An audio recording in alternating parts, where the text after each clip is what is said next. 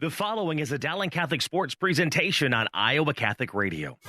Our coverage of Dowling Catholic High School basketball is underwritten by Ashworth Vision Clinic, Construction Professionals, Stennell Associates, Kemen, and Mercy One. Thank you for supporting Dowling Catholic basketball on Iowa Catholic Radio. And good evening. Welcome to the Dowling Catholic High School Gymnasium. Tonight we have girls and boys basketball on Iowa Catholic Radio and CISN. It's Dowling hosting Johnston. Mark Amadale alongside the one and only Steve DeVinny. And Coach, thanks for being here. I know you're getting ready to go to warmer climates here in another week. I think a week from today, if I'm not mistaken. But welcome. We got one final girl-boy doubleheader. Yeah, no, against a very, very high-quality team, both for the boys and the girls tonight. Johnston Dragons. This will be a rematch of a game, 3 weeks ago? Yes. And yes, Maroons on the boys and girls side were not successful out there, so we're looking for a little bit of revenge tonight. Well, Johnston is quite the team. They are the defending Class 5A state champs. They won their first 11 games this year before losing last Thursday, a week ago Thursday, to Waukee 58-40. And in between that, they had 22-game winning streak. Their last loss was last year. Before that loss to Waukee, they lost to Dowling during that time and have recovered. They lost the Maroons back on January 24th, 2020, 75-57 here at the Dowling Gym, and ran the table, won 11 straight and a 5A title, won the first 11 games this year before the loss last week to Waukee. So they won 22 in a row, Mr. DeVinny, and they bring their number 2 ranking here because guess what? Chris Guest and the Waukee Warriors are now number 1, and Johnston got the number 2 seed in Class 5A. Yeah. You know, their success surprises me a little bit because they lost 2 kids off last year's team that went to play Division I. McDermott girls up at UNI and the other girls at University of Wisconsin-Milwaukee, whose name escapes me right now. I apologize. Kendall Heat or Maddie Mott? Yeah, Kendall. Okay. A couple D1s and a nice post player they lost too. So I know they got a good transfer from Urbandale, but they've sort of been able to reload. I didn't expect quite this success for this ball club the year after they lost so much talent. Say hello to the folks on TV tonight. That's Steve DeVinny, the coach, the Hall of Famer at Grandview. That's him, and does a great job with his business. And we appreciate your time. This is our last early game of the year because everything else is 6:45 starts for girls regionals and boys regionals. Although the state girls basketball tournament, which Dowling hopes to be a part of, might be a little bit different, and that'll adjust both of our schedules. But that's down the road.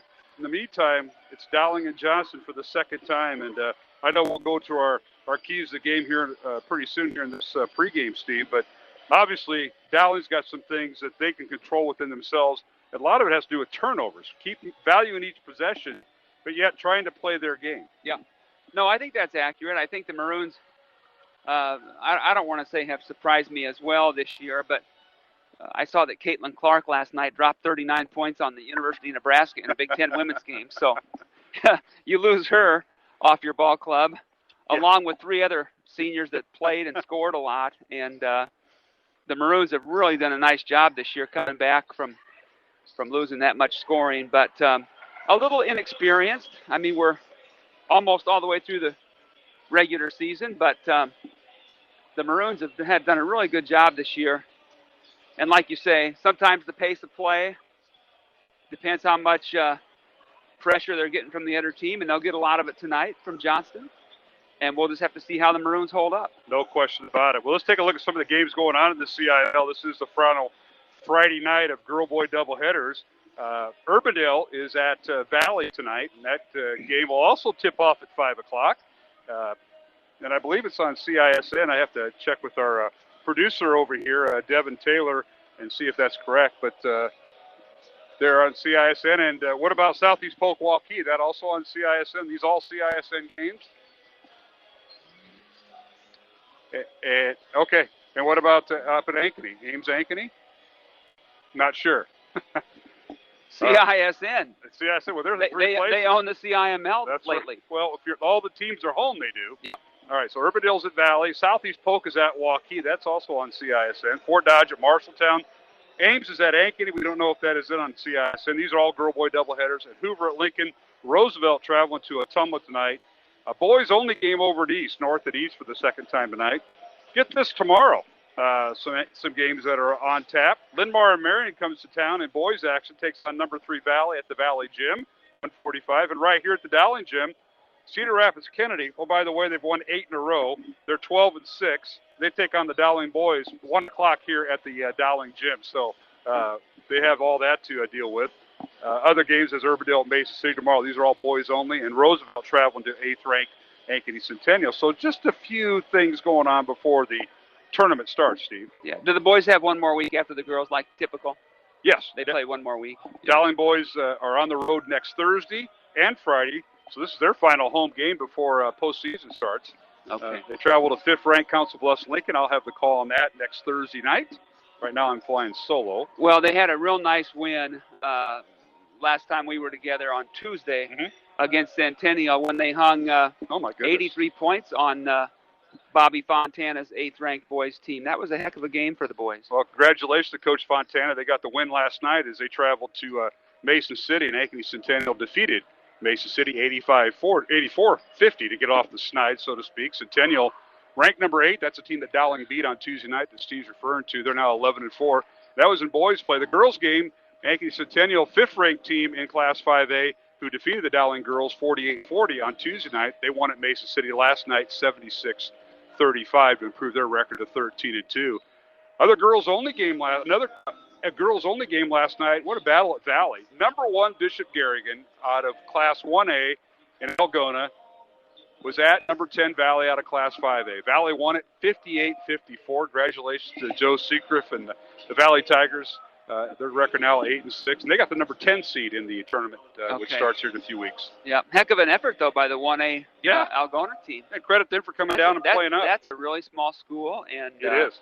For them to go toe-to-toe over in West Des Moines, they came up a little short, but that must have been a whale of a game. That certainly was. Boys only game last night. Hoover defeated Urbandale 43-35, the Battle of Aurora Avenue. There you go. And then a girls contest. I want to mention this before we go to break. Congratulations to North High Polar Bears. Their record now 7-5 under Haywood Boston as they defeated Marshalltown 39-17 last night. The North Polar Bears have won 5-7 games since they lost to Dowling by 40 points back a month ago. On the girls' side? On the girls' side. Yeah. So Haywood Boston, a longtime coach at Hoover.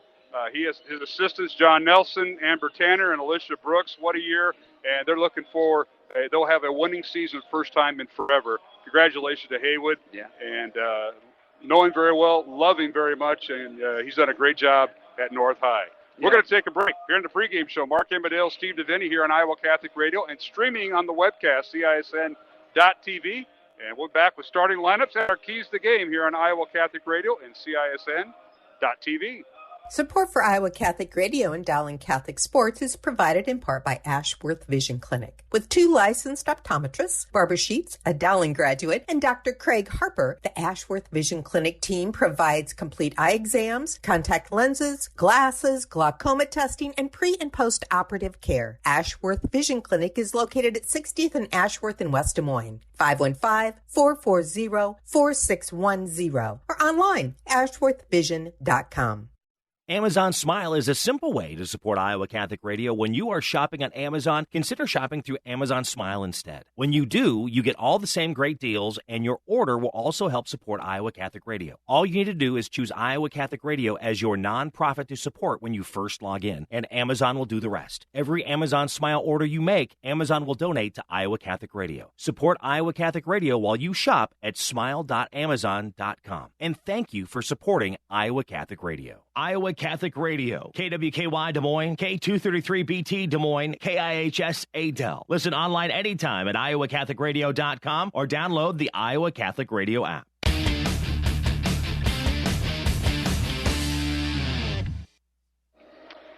And welcome back to the Dowling Catholic High School Gym alongside Steve DeVinny, Mark Amadale, as we get set for Dowling and Johnston, the second time these two teams have met this year. Johnston won the previous contest, 61-44 over Dowling last month. And Steve DeVinny, I'm going to have you do our keys to the game. It's presented by DeArmond Ford Indianola, a family-led business guided by their core values of hard work, trust, honesty, and integrity.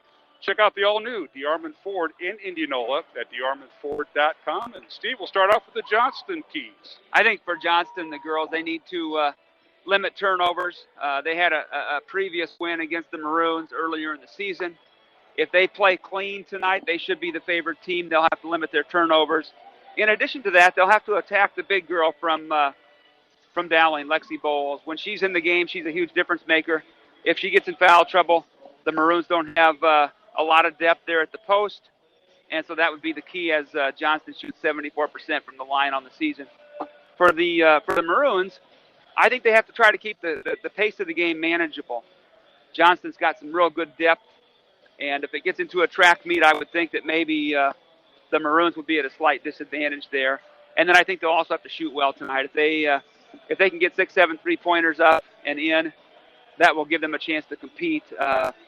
But they'll have to shoot it well tonight. All right, there's our keys to the game, presented by DeArmond Ford Indianola, a family-led business guided by their core values of hard work, trust, honesty, and integrity. Check out the all-new DeArmond Ford in Indianola at DeArmondFord.com. Along with Steve DeVinny, Mark Emmerdale, and want to recognize our crew tonight here from CISN. Devin Taylor, our producer, Jeff Stark, our cameraman. We thank them for all they do.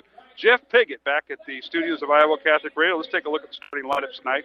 First of all, for the defending Class 5A champions, the Johnston Dragons. Chad Jellick is the head coach. He's in his 9th year at Johnston, 150 wins, 51 losses, assisted by Mark Hine and Brad Buchan. And they will start at one guard, Zoe Buchan, the assistant coach's daughter, a 5'5 junior. She'll wear number 4. The other guard is Anna Gosling, a 5'6 junior. She'll wear number 20.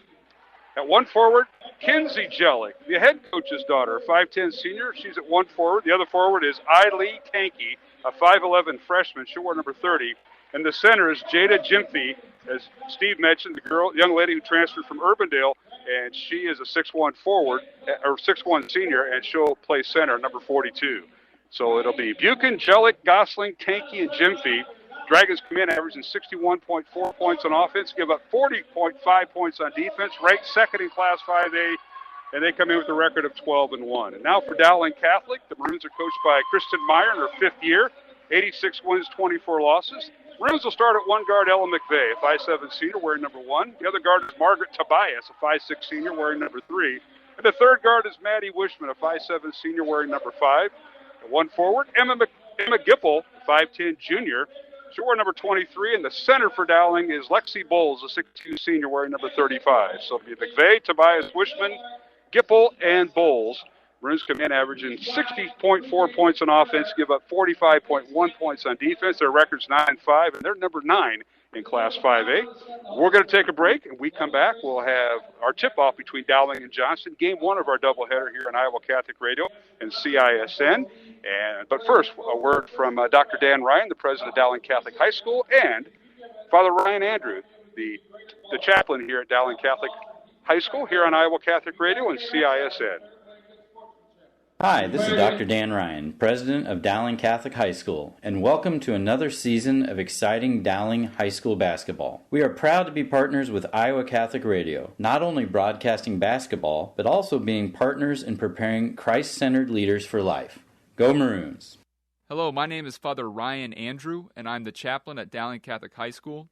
Let us pray for the coaches, players, and trainers tonight for this athletic competition. In the name of the Father, and of the Son, and of the Holy Spirit, amen. Heavenly Father, we thank you for all your gifts. We ask you to bless all those involved in this athletic competition tonight. We ask that you keep them safe, and that they all show good sportsmanship. We ask this through Christ our Lord, amen. All holy men and women, pray for us. In the name of the Father, and of the Son, and of the Holy Spirit, amen.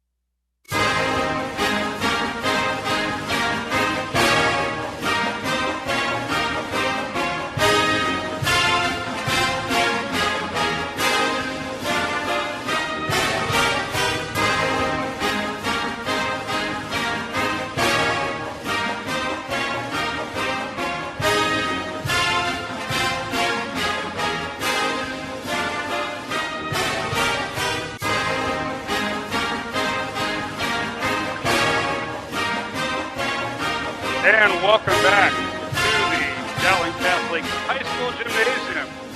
Alongside Steve Devaney, I'm Mark Amadeo as we get set for the tip-off between Dowling Catholic and Johnston.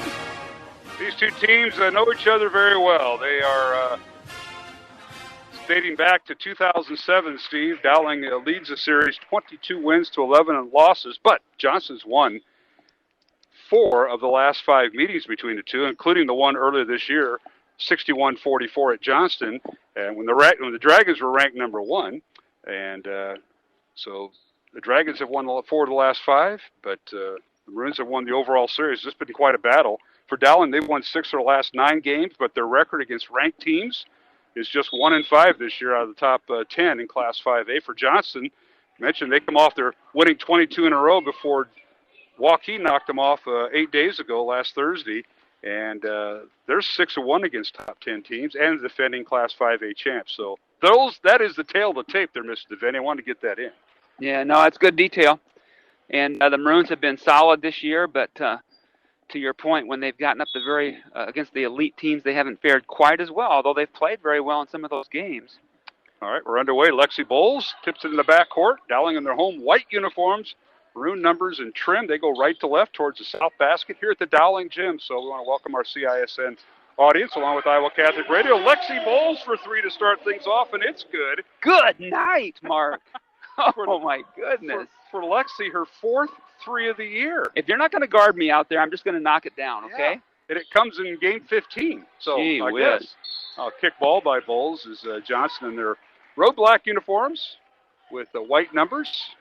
Experienced referee crew here tonight. We've had some crews that haven't been as experienced lately, but this is a good solid group that's been together for a while. Certainly is. Buchan inbounds the ball to Jimfy. Her shot at the free throw line, no good. But who else gets the rebound? Buchan, smallest gal on the court at 5'5". Offensive rebound. Johnston keeps possession alive. Dowling leading by 3. Driving baseline is Eileen Tanky. Tanky, the freshman, on the right block, turns against Gipple. Her shot off the glass, good. She's got a nice shot and pretty strong for a freshman. Yeah, crafty move in there. Just very, very patient down on the block against Gipple there.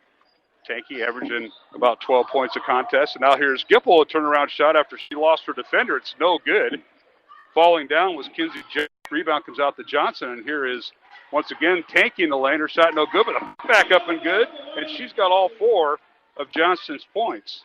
And they lead it 4-3. Dragons over Dowling.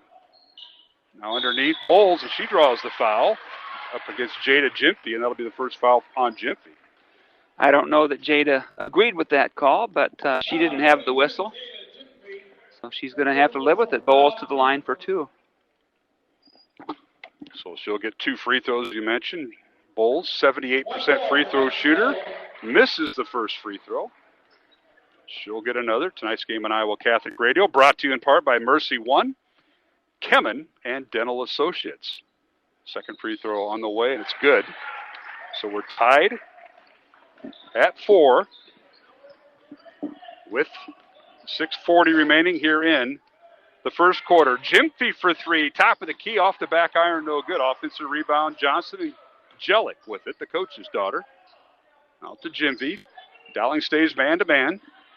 Now Jimfy will launch the 3. It's off the back iron again, no good. Offensive rebound, Johnston. Buchan with it. She clears it out to Jellick, and the Dragons will start over. Maroons have not boxed out very well in those last 2 shots. Another long 3 by Jimfy. It's good. She goes 1 for 3 in 3-point attempts in that last possession, Steve. Second chance points, Mark. We gave them 3 opportunities there in that one sequence. Here is Johnston with the ball. Jimfy dribbles it up. The Iowa recruit. She'll launch another 3. Good! She's 2 for 4 from 3-point range. She has 6 points, and it's a 4-point Johnston lead here, Steve. Future Iowa Hawkeye, Jada Jimfy, just a junior at 6'1". Dowling with the basketball. Now picking up her dribble is Maddie Wishman. And now a steal as Wishman tried to get it to her teammate, Margaret Tobias, and the other way we go. Johnston with the ball. Jimfy fakes the 3. Gets Bowles away from the basket. Down the lane, layup good. Timeout Dowling. Jimfy with 8 points here in the first quarter. The Dragons out to a 12-4 lead. They lead it by 8, and it'll be a 30-second timeout. We'll keep it here, Steve, with Johnston leading. I want to thank Ashworth Vision Clinic, Construction Professionals, and Dental Associates for supporting our broadcast all season long. Steve? Yeah, Gympie right there, after knocking down a pair of threes, Lexi came out hard on that shot fake. And to Gympie's credit, big-time move getting around her, and then she was able to score on the shorter opponent there for the Maroons. But it's a high-powered group, the Johnston Dragons are, and Maroons, at least early on, have struggled a little bit with their quickness. We got a couple subs in now for the Maroons. Julia Moore and Lauren Frericks in for Wishman and Tobias. So Dowling with the basketball with a pair of substitution. Here's Moore posting up inside, and the pass by Bowles is not handled by Moore, and it's taken away by Kinsey Jellick for Johnston. Here's Gympie with it, top of the key to Jellick.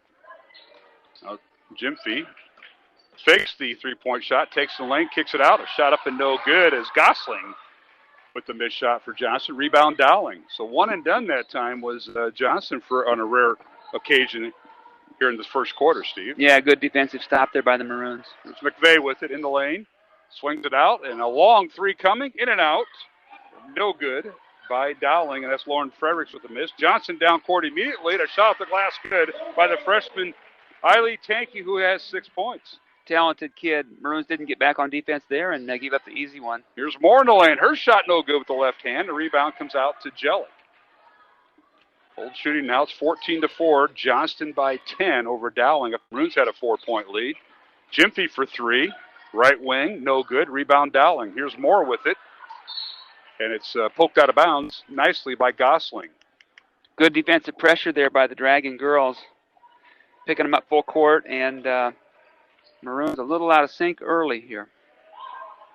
Moore and check that. That's Gipple with it. Moore, Gipple, and McVeigh, the three guards, along with Bowles and Frericks. Now here's Bowles in the lane with the left hand. Her shot off the glass, no good. Rebound slapped around. Gipple with it. Nice bite. Underneath the Bowles, her shot up and no good, and she drew the foul. And 2 shots coming for Lexi Bowles. The foul will be on Jellick of Johnston. Excellent rebound there by Emma Gipple. Kept that ball alive. Had a good quick pass over to Bowles. She was fouled by Jellick on the attempt from the right block. 3:49 remaining first quarter. Free throw good by Bowles. She's now 2 of 3 at the line tonight. It's 14-5. Dragons by 9. It's 14-5. The Dragons outscoring Lexi Bowles. Bowles, yes, you're right. The only player that scored thus far. Now it's substitutions. We're seeing Molly Nelk for the first time tonight. 5'8" sophomore, replacing the head coach's daughter, Kinsey Jellick. Second free throw good by Bowles. She does have all 6 points for Dowling.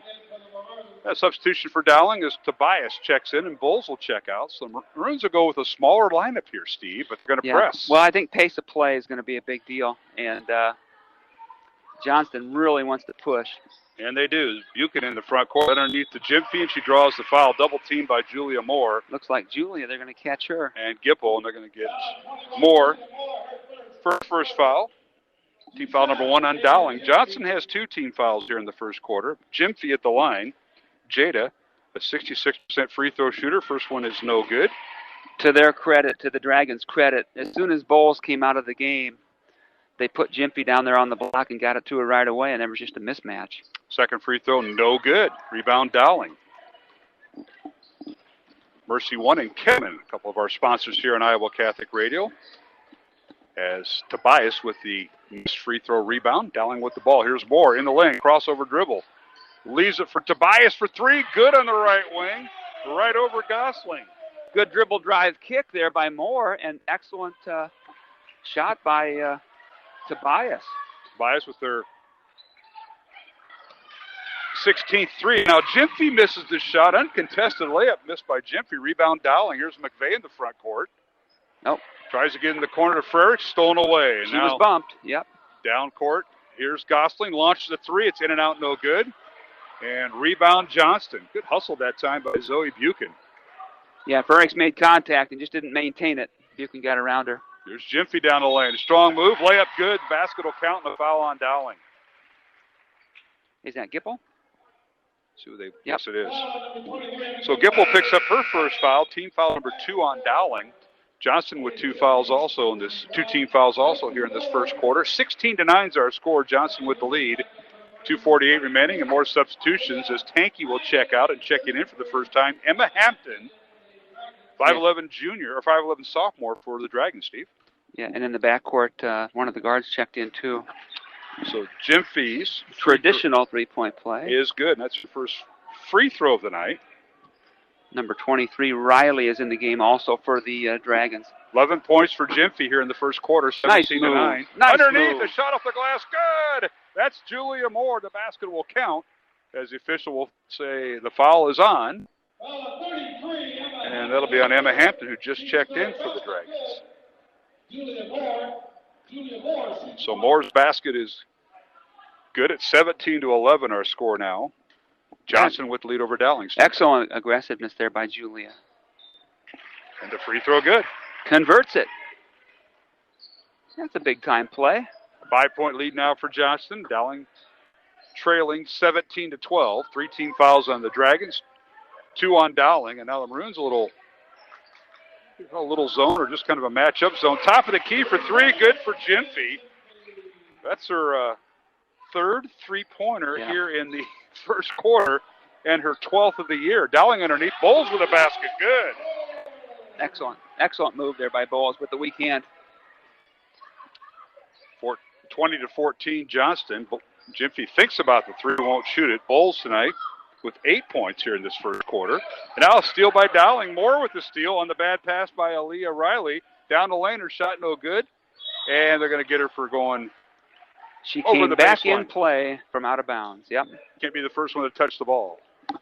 Well, I'll tell you, the matchup with Jimfy is difficult because not only has she proven she can hit from outside, but she's also a little bit quicker than Lexi off the dribble. That's a tough matchup. 14 points now for Jimfy. Another 3 for Jimfy. And make it 17. I'm running out of room in the first quarter. Good night. 4 threes in the first quarter for Jada Jimfy, and just a junior. She hasn't graduated yet. Dowling comes back, and a pull-up jumper just inside the three-point line. Good by Margaret Tobias, her 5th point. Nice to see her get off to a good start scoring-wise. 7-point lead for Johnston, 23-16. A minute 20 remaining. There's a turnaround shot in the lane, no good by Nelk. But on the save, a putback up and good. You never save the ball. Try to save the ball under your own basket, or the opponent's basket. So Nelk gets the basket. That's her first of the night. Dowling with the ball, and a shot no good that time by the Maroons and Lauren Frericks. Rebound out to Johnston, and here is Jimfy, Jada Jimfy. Johnston, the number 1 team most of the year until they lost last week to Waukee, and they're playing like it.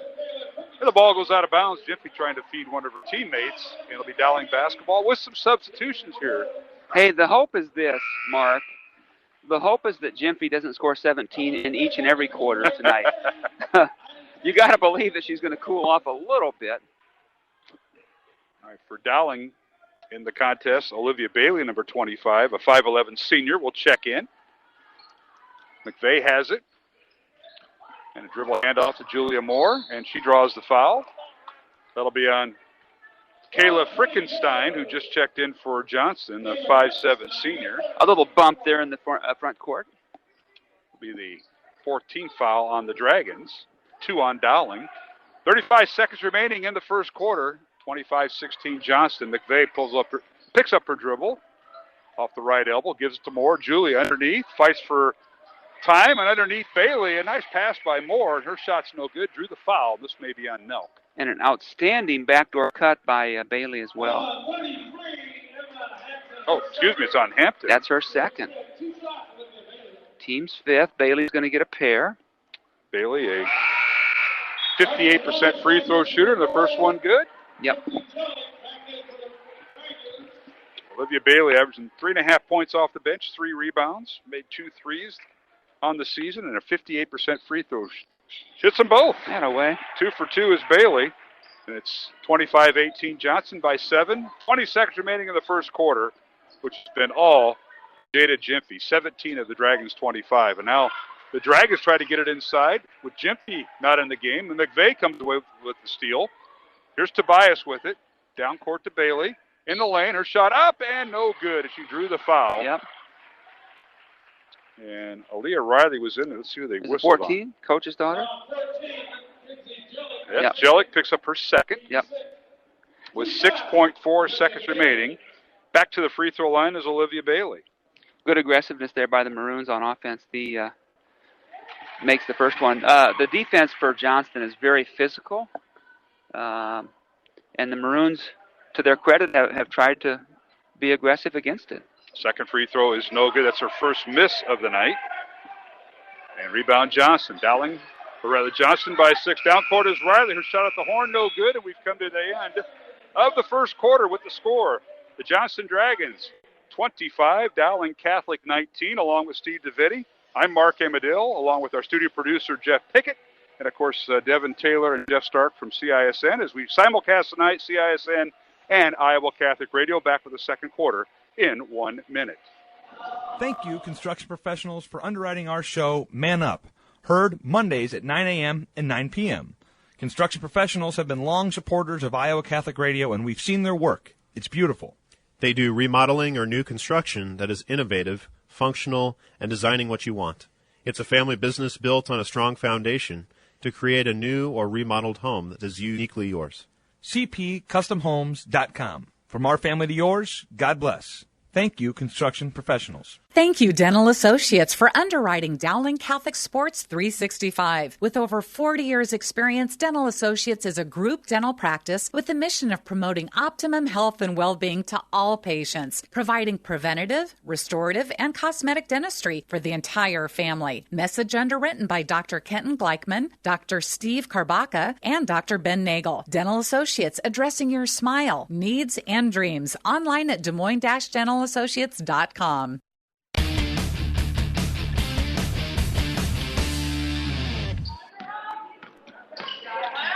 And we're back here at the Dowling Gym alongside Steve DeVitti, Mark Amadale, underway in the second quarter. Number 2, Johnston, leading number 9, Dowling. And first basket of the second quarter goes to Jim Fee. And she's had a career first half, 19 points here in the first half. It's 27-19 Dragons. Dowling with the ball. Here's Gipple with it. Over to McVeigh. Dowling trailed by as many as 10 in that first quarter. Got it whittled down to 6 at the quarter break. And now we've got an illegal screen and an offensive foul on Dowling. They're going to get Gipple for the foul, and that'll be her second. Didn't see that, Mark. On the previous possession, they ran a nice little curl interior screen on Lexi to free up Jimpy for the layup, and the Maroons didn't get much help there. Johnston with the basketball. Jellick lobs it in, and inside it goes to the freshman Tanky, and the layup is good. Mark Tanky's a really good player. 8 points for the freshman. Eileen Tanky. Dowling the other way. That was McVeigh. Ella McVeigh with a reverse layup. Her first basket of the night. Nifty move under the hoop there. 29-21. Johnston by 8. 6:45 remaining here in the second quarter. Gosling now for 3, right in front of the Dowling bench. It's no good. Rebound slapped around, and the Maroons can't track it down. Not quite quick enough there. Yep. Wishman had an opportunity. Now Jimpy with it. Down the lane she goes. Layup is good. Jimpy with 21 points here in the first half. She had 17 at the end of the first quarter, and Dragons by 10, and we got a holding foul on the Dragons. Maroons are shooting bonus. That was on number 20. That's the 17th foul, you're right. So Gosling with her first foul for the 5'6" junior, who's looking at some D2 schools, and she should. Anna, averaging 8.5 points, leads the team with nearly 3 assists for Johnston. And the free throw is no good on the 1-and-1. Bowles with the rebound. Her putback is no good. Out of bounds as Gipple was battling in there with Gosling. Out of bounds to Dowling. Lexi and Emma Gipple were battling. Mark, the last time I saw 17 points in a quarter by an opponent of Dowling was clear back in maybe 07 with John Lamb from Indianola. Oh, my. He finished with 35 that night, and I witnessed it again here tonight. Here's Gipple with the shot, no good. 17 in the first quarter by Jimpy. And now Margaret Tobias picks up the foul. With a grab in the backcourt. So applying pressure even on missed shots. It was at the free throw line last for Dowling and missed the free throw, Steve. That was the front end of a 1-and-1 by Tobias. Okay. I'll make sure I put that in the right box. All right, 31-21, Johnston by 10. They have the basketball. Dragons going left to right towards the north basket here. Here's Tanky for three, and it's no good. Rebound, Ella McVeigh. Good box out there. Nice job. We've seen the two smallest gals get the offensive rebounds. Yep. McVeigh for Dowling and Buchan for Johnston in this first half. But hustle by both of them. Here's McVeigh with it on the right side. Is cut off, looking for a backdoor cut. Can't find it. Leaves it for Gipple. 5.5 remaining in half. Michael Connor, the Dowling boys coach, will join us at halftime as a jump ball is forced. Looks like that'll go back to the Maroons on the alternate possession.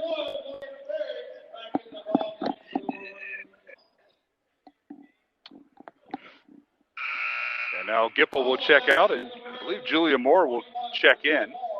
She'll be in for Maddie Wishman. Emma Gipple will also take a blow, trying to keep fresh legs. And I believe Frericks came in. Lauren Frericks, the 5'9 sophomore, in for Gipple. Inbound the ball to Moore. Julia has it. They lob it inside to Bowles. Her shot up, and it's no good. Rolls off the rim. Good defense that time by Jimpy. Yeah, Jimpy overplayed hard And to Lexi Bowles' left side there. Foul in the backcourt on Dowling. No whistle. Frericks for the foul on the pass. First foul on Frericks. 15th foul on Dowling. 5:17 remaining here in the first quarter. I mentioned Michael Connor, the Dowling boys basketball coach, will join us. He, like the Dowling girls, trying to avenge a loss to this Johnston team. Was scheduled for a Friday night in January, but then it got moved to Saturday, and we were unable to broadcast the game. And now a loose ball fall off the Jimpy miss. Loose ball foul on Johnston. We'll have a one-on-one coming up for Dowling, and let's see. Looks like Ella McVeigh. We're going to get Tanky for the foul. Lee with her first. Yep. Need to knock these front ends in. So Bowles will check out. McVeigh will go to the free throw line for Dowling. She has 2 points. She's been on a rather hot streak. She had 10 points in the win, or the loss on Tuesday night to Centennial. Free throw good. She had 16 on the senior night a week ago. 16 points, 7 rebounds, 4 assists a week ago tonight against Urbandale. Yeah, she's really been scoring well lately for the Maroons. I think she's in double figures 3 out of the last 4 games. Second free throw, no good. McVeigh with 3 points, 31-22. Johnston with the lead. He's led by as many as 10 here in this first half. 4:50 remaining in the half. Tanky with it. Now kicks it out, gets it right back. Her shot up and good, right over Frericks. Tanky with 10 points here in the first half. You see why a freshman starts for Johnston. Yeah, no, she's a fine talent and do a little bit of everything off the dribble, and she can post up. And all right, Dowling with the basketball. This is Tobias. Tries to kick it out, and she does to Moore. Julia splits the defenders, goes around Jimpy. The ball is blocked, but a foul called on Johnston. Let's see if they get Jimpy for the body. I think it was Gosling. Number 20. You're spot on there, Mr. DeVinny, as always. Anna Gosling, her second foul for Johnston. Give Julia more credit for taking the ball hard off the dribble and trying to get to the rim. She's done a nice job of that. 1 on the bonus coming up for her. All right, Moore tonight with 3 points. First free throw good for the left-hander. The twin sister, Sarah, is yet to play. She will be in the rotation. Both sophomores. Sarah is 5'7". Julia, who's shooting right now, at 5'6". Second free throw, no good. Rebound, Dowling. I think that was Gip kept it alive. Gipple kept it alive, and then I think she got it back, and the shot off the glass, good on the pass inside by Frericks. Big time play by Gipple. That's her first basket of the night. Over the outstretched arms of Jimpy. 33-25, and now a little mismatch there, and the freshman Tanky she posted up on Julia Moore. She posted up on Ella McVeigh, and now underneath Dowling, a shot no good. Good drive by Tobias. Couldn't get it to go, but excellent drive. Maroons are doing all they can to hang around here, as well as Johnston's played, and they've played incredibly well. The Maroons are kind of hanging tight. It's a 10-point deficit, but they haven't played that poorly yet. Tanky now with 12 points in that last basket as she posted up McVeigh. 35-25, Dragons by 10. That's equals their largest lead of the first half. 3:40 remaining here in the second quarter. And now a little high-low. Gosling's pass underneath, too. Right, it was intended for Riley. She had posted up Margaret Tobias, but Margaret was working hard to get around her. and did a good job of working hard on defense to make that play go awry for Johnston. Aaliyah Riley, 5'8" freshman who was posting up inside. And now a little give and go underneath, reverse layup. Good! That's McVeigh with her 5th point. Excellent back cut. With her glove hand. Yep. Left hand. Excellent back cut. Boy, that's good ball movement by the Maroons. Snelk with it on the right block. Guarded by Frerichs. Ball poked away and loose. McVeigh, who else? On the bottom of the pile, and Dowling gets a time out of it. Nice hustle. With 3:11 left to go, this will be a 30-second timeout called by Dowling. The 50-50 balls, the Maroons got to it. 35-27. Johnston with the lead over Dowling Catholic here on Iowa Catholic Radio and CISN. Mark Emmerdale, Steve DeVinny, thank Ashworth Vision Clinic, Construction Professionals, and Mercy One, our supporters here on Iowa Catholic Radio. And Mr. DeVinny, I think we can probably start talking postseason here momentarily for Johnston. Yep.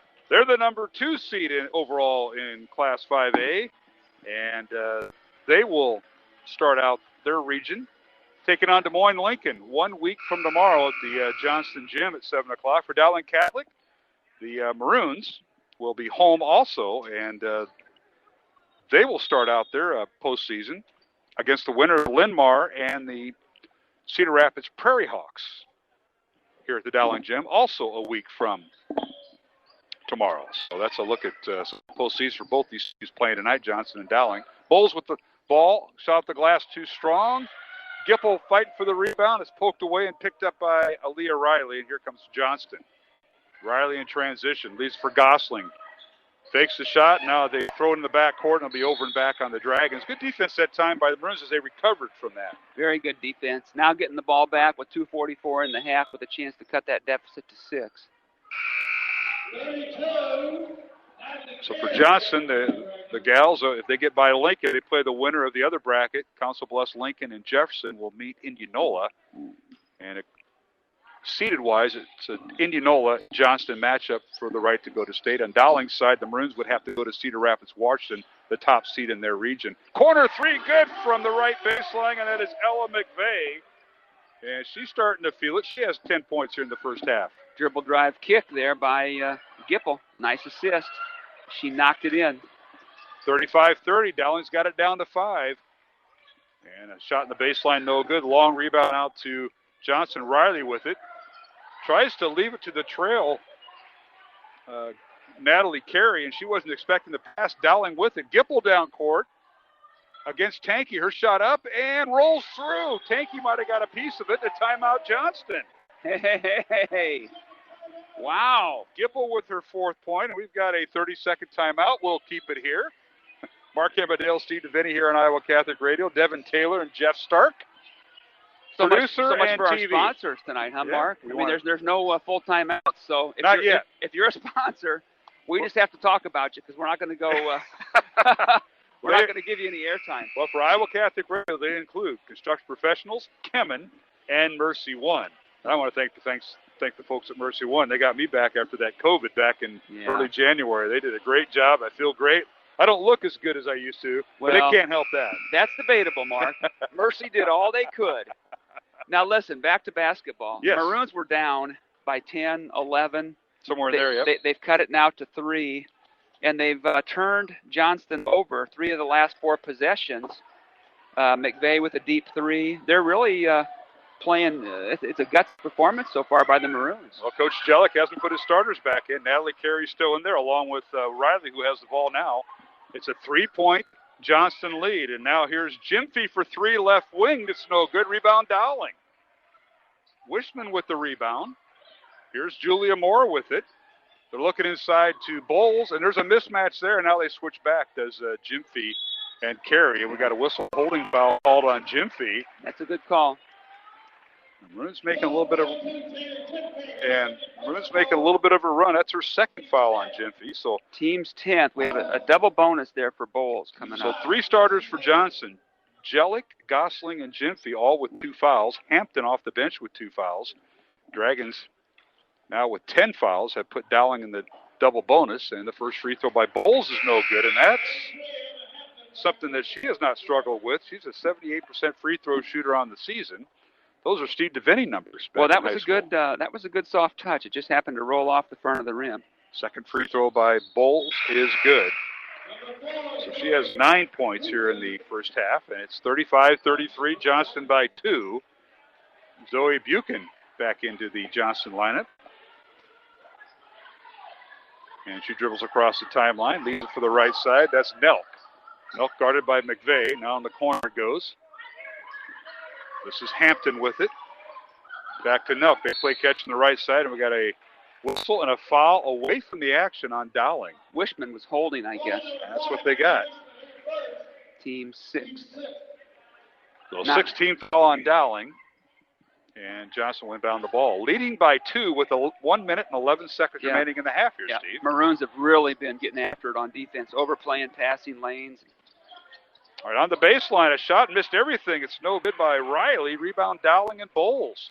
Maroons a chance to tie or take the lead with a minute remaining in the half. This is Moore with it, and she nearly had it stripped away from her by Zoe Buchan. It'll be out of bounds to Dowling. McVeigh will throw it in. It's McVeigh, Moore, Gipple, the 3 guards, along with Lexi Bowles and Maddie Wishman. There's Gipple. Jimpy's out of the game now, and so Bowles has a lesser... Now underneath, Bowles with the pass to Gipple, layup good, and we're tied at 35 with 40 seconds. How about that play? Incredible assist there. Wraparound pass by Bowles. Gipple with 6 points. Bowles with the assist. 30 seconds to play. And again, 3 Johnston starters with 2 fouls sitting on the bench right now. Here's Riley with it. Or check that. That was Hampton with it, and we got a whistle and a foul underneath. Is that Bowles? On Dowling. Yep. Lexi Bowles on the arm, her first. Team 7th. Looks like they'll shoot 2. So shooting foul. There'll be 1-1 here for Johnson. It's Molly Nelk. Her first free throw is good. Nelk with 3 points. She's an 80% free throw shooter on the year. And hits the first free throw. Second one coming. Also good. 4 points for Nelk off the bench. The Johnson lead is 2 with 20 seconds remaining, and Dowling now bringing it across the timeline. Isabella Balsley in, number 2 for Johnson, a 5'5 freshman. 3 freshmen, 3 sophomores, 4 juniors, and 5 seniors on this Johnson squad. I think we've seen most of them here in the first half. Bowles turns, catch and shoot, scores. Lexi Bowles ties the ball game as she went right over Emma Hampton, and we are tied at halftime. Bowles with her 11th point here, Steve DeVinny, with Dowling tying the number 2 team in the state, 37-all, Dowling and Johnston. Yeah.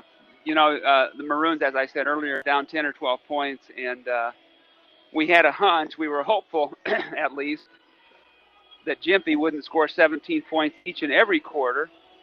She cooled off, and she only had 4 points in the second quarter. She had to go to the bench with those 2 fouls.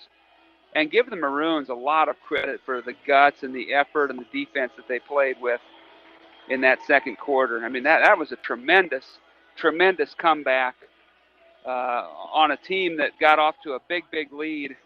Johnston certainly threw the first punch, but the Maroons have answered nicely here. They certainly have. Dowling outscored Johnston 18-12 in that second quarter after being down 25-19 at the end of the first quarter. So we're tied at halftime, 37-all, Dowling and Johnston here on Iowa Catholic Radio and CISN.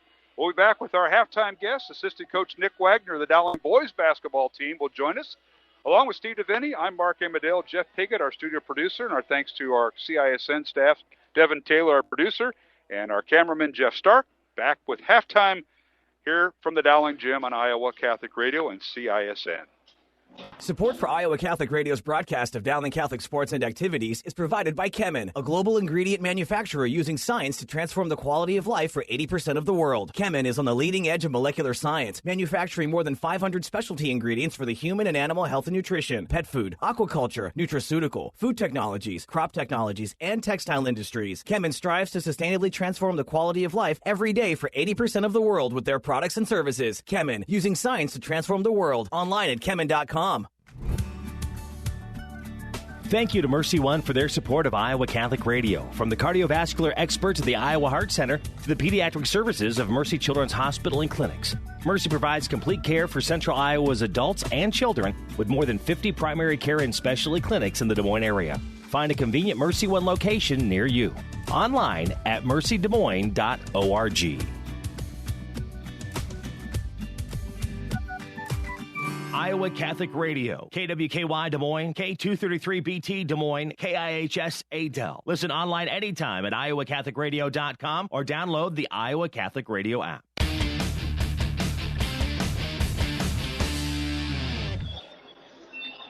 And we're back here at the Dowling Gym. Halftime score, we're tied at 37. Number 2, Johnston. Number 9, Dowling here in this girls contest. Mark Amadale now joined by Nick Wagner from the Dowling boys basketball staff. And Coach Wagner, thanks for joining us.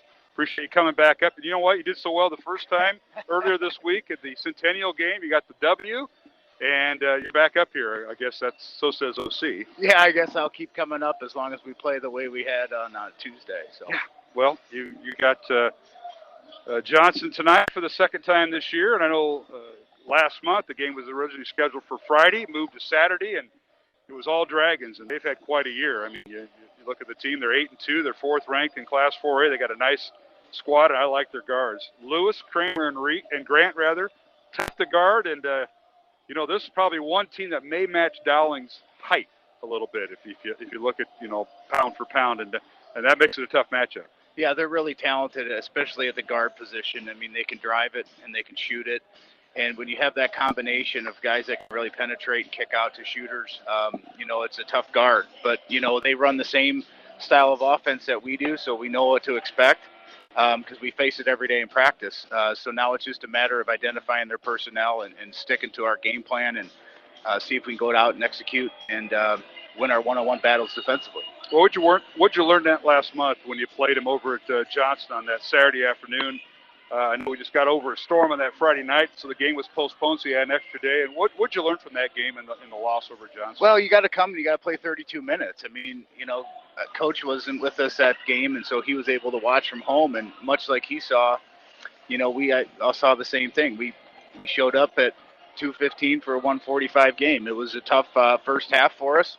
Once we settled in and got a little bit more production in the second half, we played with them, and we were right there. It was just we were a little sluggish in the first half, but I think the kids will come out tonight with a lot more energy, because we're playing better basketball right now, and you start playing better, you get more confidence, specifically when you're shooting the basketball the way we have the last few games. Offensively, things seem to roll a lot smoother, and ultimately kids just have that confidence that they know exactly what's going to happen when they step out on the floor. I think I noticed in our keys to the game that we'll have for the boys contest, but Johnson just dominates the boards. They've only been out-rebounded one game this year, and they average 11 turnovers.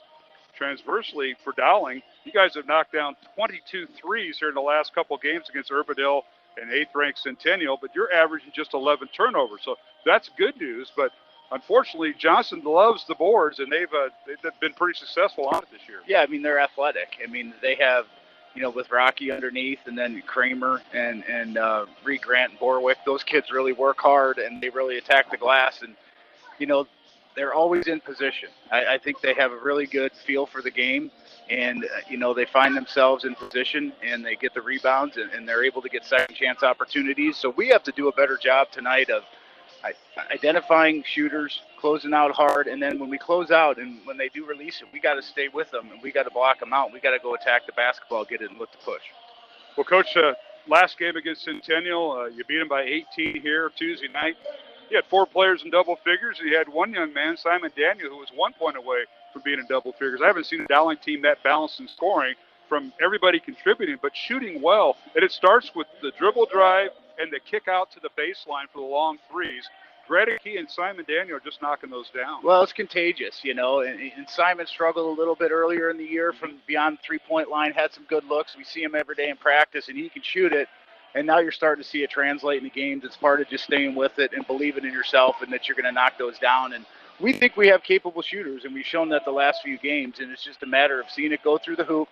And once we get rolling, everybody starts feeling good, and they're quicker to shoot it, and they're shooting it with confidence. And ultimately, that's the way we want to be playing here towards the end of the season and get into the sub-state time. That's a tremendous word, confidence, and being healthy. And I think OC told me between games, I think last week, he said, we're healthy for the first time in a while, not only as a staff, because he was gone, as you mentioned, over at Johnston the first time. Not that you and Coach Nahas could do anything about that. You guys did a great job.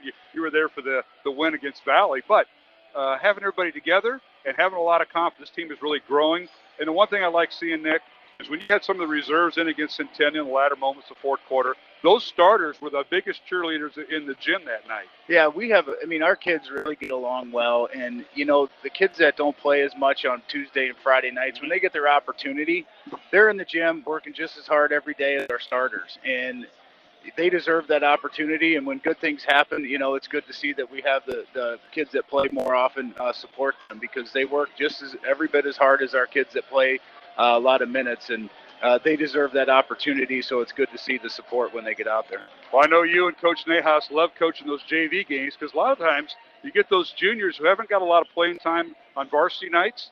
Well, they get a shine in those JV games. I know you guys do. That's a big part of the development. You don't like seeing those games canceled, and I know you've got some kids that'll be coming through here in the next few years. Yeah, we just got to keep, JV games are great because you get out, you get a chance to compete. I mean, we compete in practice every day, but playing against somebody else is so important, just to know where you stack up, and then, to compete against a different school, kids that kids that you played against in the past, really helps their confidence as they continue to develop and they grow into, their senior or their junior year, depending upon, what type of personnel we have on the JV team. Coach Wagner, I appreciate you taking time to come up here for the second time. I think OC thinks you're good luck after what happened Tuesday. Well, we'll see what happens tonight. So it can change in a minute, but I hope that I expect that we come out and play well tonight. Nick Wagner, thanks for all you do. 14 years here with OC out of his 15. Appreciate all you do behind the scenes. Thanks to you and your family for being a part of the Dowling basketball program. Yeah, you bet, Mark. I appreciate it. Thank you very much. That's Nick Wagner, assistant coach at Dowling. Boys contest is coming up after the girls. Halftime right now, 37-all, Dowling and Johnston. And we'll be back for the second half in 1 minute on Iowa Catholic Radio and CISN. Support for Iowa Catholic Radio and Dowling Catholic Sports is provided in part by Ashworth Vision Clinic. With 2 licensed optometrists, Barbara Sheets, a Dowling graduate, and Dr. Craig Harper, the Ashworth Vision Clinic team provides complete eye exams, contact lenses, glasses, glaucoma testing, and pre- and post-operative care. Ashworth Vision Clinic is located at 60th and Ashworth in West Des Moines. 515-440-4610 or online, ashworthvision.com. Iowa Catholic Radio is now available on your smart speaker, like the Amazon Echo or the Echo Dot. All you have to do is set up the Iowa Catholic Radio skill. You can listen to Iowa Catholic Talk Radio or Music Radio whenever you want. Step 1, say, Alexa, enable the Iowa Catholic Radio skill. Or enable it through your Alexa app. Step 2, say, Alexa, open Iowa Catholic Radio. Step 3, Alexa will give you a choice to listen to Iowa Catholic Radio Talk or Iowa Catholic Radio Music. Now enjoy listening to Iowa Catholic Radio through your smart speaker.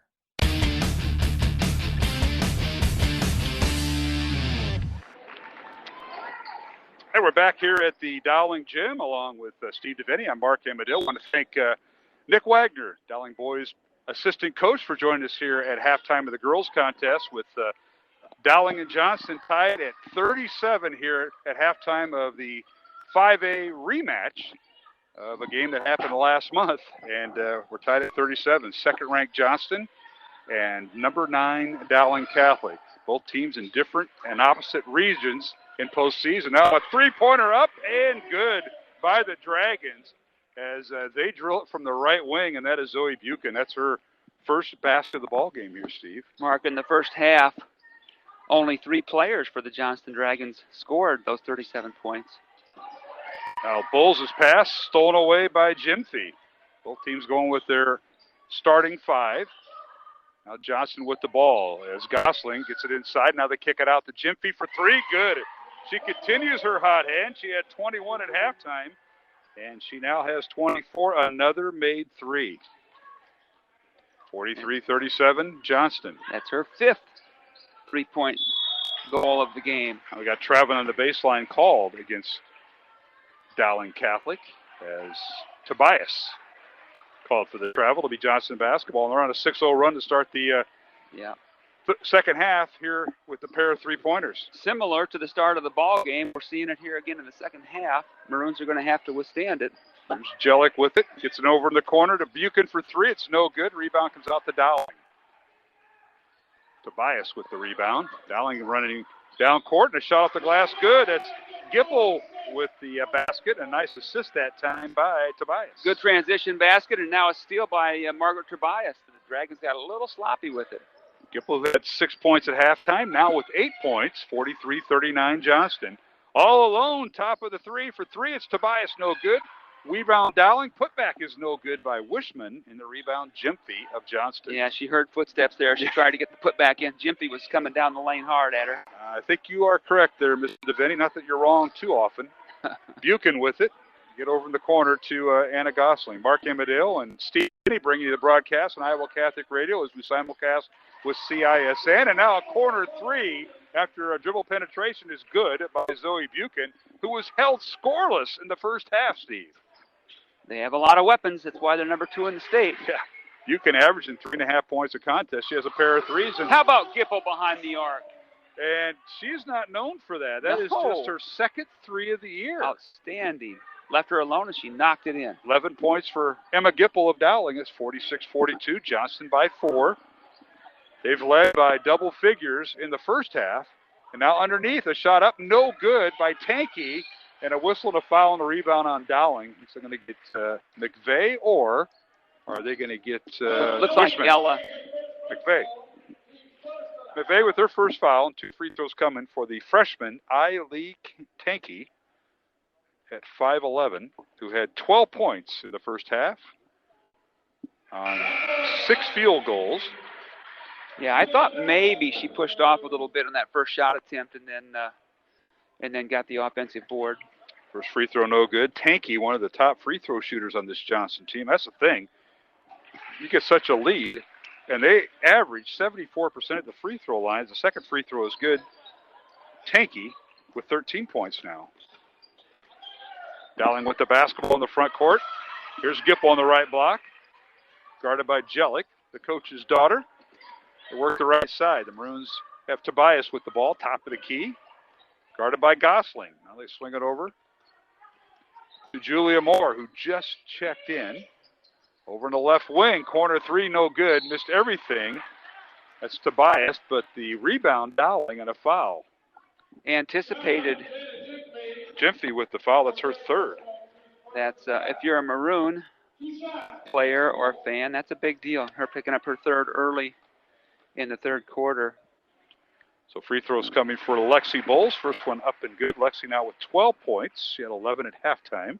Bowles caught the air ball three attempt and put it back up quickly and got fouled there. Second free throw rolls through. 13 points for Bowles. Back to within 3. It's 47-44. Johnston leading Dowling. 4:40 remaining here in the third quarter from the Dowling jib. Lob inside to Jellick, and it's stolen away. Weak side help that time by McVeigh with the steal. I think Tobias got a piece of it too. Excellent job, weak side help. Now Moore tries to throw the ball inside the Bowles, and a jump and a tie-up occurred and a jump ball. Go back to the Maroons as the second half was started in possession there with Johnston. 4.5 minutes remaining, third quarter. Dowling will throw the ball in. McVeigh will throw it in. Let's see what they have set up. Here's Moore with it. Julia trying to get it inside the Bulls. Can't do it because Jimpy is guarding her. Here's Gipple with it. Top of the key to McVeigh. Man-to-man defense by Johnson. McVeigh coming off a ball screen by Bulls. Gets to the baseline, and she stepped out of bounds. She ran out of real estate and tried to dump it off inside her Tobias. It was a really good screen there by Lexi, but coach is on her a little bit right now because she didn't roll to the basket. Jimpy was forced onto a switch with McVeigh, and she took her down to the baseline, but there was nothing there for the roll. Johnston with the basketball. They lead by 3 with 4 minutes remaining. A whistle and a foul called as Buchan, again, she's been the spark plug here in the second half for Johnston, goes to the basket and draws the foul. Julia Moore with her second foul. But Buchan, no points in the first half. Matter of fact, she was sitting on the bench until some of the other starters started getting into foul trouble. Came in at the last part of the first half and kind of quarterbacked the team. Now she's scoring. She now has 7 points with that first free throw. You know, no surprise. Coach is going to give Jimpy some time off with those 3 fouls. no surprise that the Johnston Dragons have so many weapons offensively, and only 3 kids scored in that first half, but you can see how talented they are as Buchan comes in with 8 quick points here in the third quarter. And how balanced they are. Both free throws good by Buchan. But here's Bowles getting loose. She led her team through the different avenues, and Lexi shoots and scores. She now has 15 to lead Dowling. Straight line drive there to the left side of the lane. Her strength, because Jimpy's not in there to protect the rim. That's a big deal. Gosling over to Buchan again for 3. It's no good. Rebound Dowling and Julia Moore. The sophomore with the rebound. We got a blocking foul called on the Dragons. Good call there. Buchan will pick up the foul. That's her first. Mark, I've got trivia for you. Julian Moore with that rebound right there. Okay. A bench player, not even a starter, is the 3rd leading rebounder for the Maroons this year. I was looking at some stats today online. Who leads the team in rebounding? Would you take Lexi, or would you take the Swiss Army knife, Emma Gipple? I would say Gipple and Bowles are close together. Gipple, this surprised the heck out of me. I'm not trying to act like I know it all. Gipple's ahead by 40 rebounds over second-place Bowles. Really? Yeah, it's amazing. I would never guess Me it. either. Corner 3 by Julia Moore for Dowling. No good. Long rebound out to Dowling. Maroons track it down, and that's Tobias with it. I would have been like you. I thought they were about even. Really. Yeah. And here is Moore again for 3 in the corner. It's good, and we're tied at 49. Wow. Maroons are really, this is a gutsy effort by the Maroons, I'm telling you. 7 points for Julia Moore off the bench for Dowling. Maroons are really getting after it defensively, trying to get after this number 2 team in the state, defending state champs, Johnston Dragons. With the ball is Buchan. Nearly had it stolen away. Retrieves it. On the right wing, it's Nelk. She lobs it inside. And a shot off the back foot, good by Emma Hampton. Boy, they just get contributions from everyone. Hampton with her first 2 points of the night for Johnston. You're not kidding. Good inside move by her in traffic. Are they back in a 2-3 zone now, are the Dragons? Looks like they're kind of sagging back in. Or playing a soft man. Yeah, they're just a lot of help defense. Now, 3-pointer by Gipple, no good. Ball slapped around, and here's Hampton with the rebound. Fresh in the backcourt by Dowling. Here's Buchan with dribbles between the legs, and now gets across the timeline. With 1:50 remaining in the third quarter. Second-ranked Johnston 51, ninth-ranked Dowling 49. Class 5A, CIML Central Conference battle. 3-pointer up and good. That's Kinsey Jellick with the 3, her first 3 of the night. Her 4th of the year. Oh, boy. Just when the Maroons can get this deficit cut into, then somebody else ends up hurting you for the Dragons. Double dribble on Gipple. Good. Unforced error there by the Maroons. You can kind of thought about reaching in and enough to mess up the dribbling technique of Gipple, so turnover against Dowling as Tobias will check out. And McVeigh back in, also for Johnston now for a substitution. Isabella Balsley, the 5'5" freshman, will check out or check in, and the other freshman, Lee Tankey, will check out. She has 13 points. So the 2 leading scorers right now for the Dragons are on the bench. You'd like to see if the Maroons can kind of cut into this deficit. I think Coach Jellick, and 9 years at Johnston and a state title, I think he wants to see, he's got a lead, and he's going to let these kids get the extended break, the 1-minute quarter break, and then the final minute 15 here of the third quarter. Now that might be right. They're conferring here. Looks like Maroon basketball. Nope. Yeah, they're going to overturn it. Yeah. And Coach Jellick now pleading his case, say, hey, what do I have to do to get one of these? Well, the main thing is, regardless of whose favor that call goes, you just got to see if you can get it right. And they did. I think they did too. I think so too. 54-49. Johnston by 5. 65 seconds remaining. And a shot by Gipple is no good. Jellick may have had a hand on it. Yep, good defense there by Jellick. And the rebound out to Johnston. Here's Jellick, top of the key. Swings it over to the right side. It's Ilea Riley, 5'8" freshman. Her and Jellick play catch. Now they get up to Balsley. Back to Jellick. Dowling stays man-to-man. Down the corner it goes. This is Riley. No, check that. This is Hampton, I'm sorry. They lob it into Hampton. In the lane, shot off the glass too strong. Rebound Dowling. Excellent box out by Wishman. There you go. That's Gipple with the loose ball. Maroons weren't doing that early in the game. 25 seconds remaining. Latter stages of the third quarter.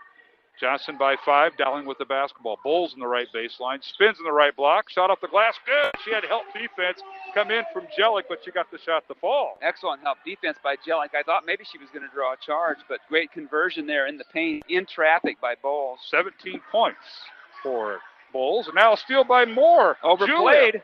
Julia down court, the left hand layup up, and it's no good, but she drew the foul, and she'll go to the free throw line for 2. The Maroons, what a gutsy performance. With no time left on the clock, we'll keep it here. Unbelievable. Her third foul for Jellick. Team's third at the buzzer. They'll clear the free throw line, or the lane, and Julia is going to get 2. First free throw by Moore, no good. Julia tonight with 7 points. Misses the first free throw, as you mentioned. Second one on the way is no good. Yeah, too bad. So we've come to the end of the third quarter with the score. Johnston 54, Dowling Catholic 51, the CIML Central Conference Girls game. And we're back in 1 minute here on CISN and Iowa Catholic Radio. Thank you, Construction Professionals, for your support of Dowling Catholic Sports 365. Construction Professionals is a family-owned business dedicated to our customers. Whether designing, building, or renovating, we are here to better serve you. Our passion for quality craftsmanship, paired with our dedication to creativity, result in a home that reflects your personality, style, and family function. Construction Professionals. Design, build, renovate. CPCustomHomes.com. From our family to yours. God bless. Thank you, Dental Associates, for underwriting Dowling Catholic Sports 365. With over 40 years' experience, Dental Associates is a group dental practice with the mission of promoting optimum health and well-being to all patients, providing preventative, restorative, and cosmetic dentistry for the entire family. Message underwritten by Dr. Kenton Gleichman, Dr. Steve Karbaka, and Dr. Ben Nagel. Dental Associates, addressing your smile, needs, and dreams. Online at DesMoines-DentalAssociates.com. Iowa Catholic Radio, KWKY Des Moines, K233BT Des Moines, KIHS Adel. Listen online anytime at iowacatholicradio.com or download the Iowa Catholic Radio app.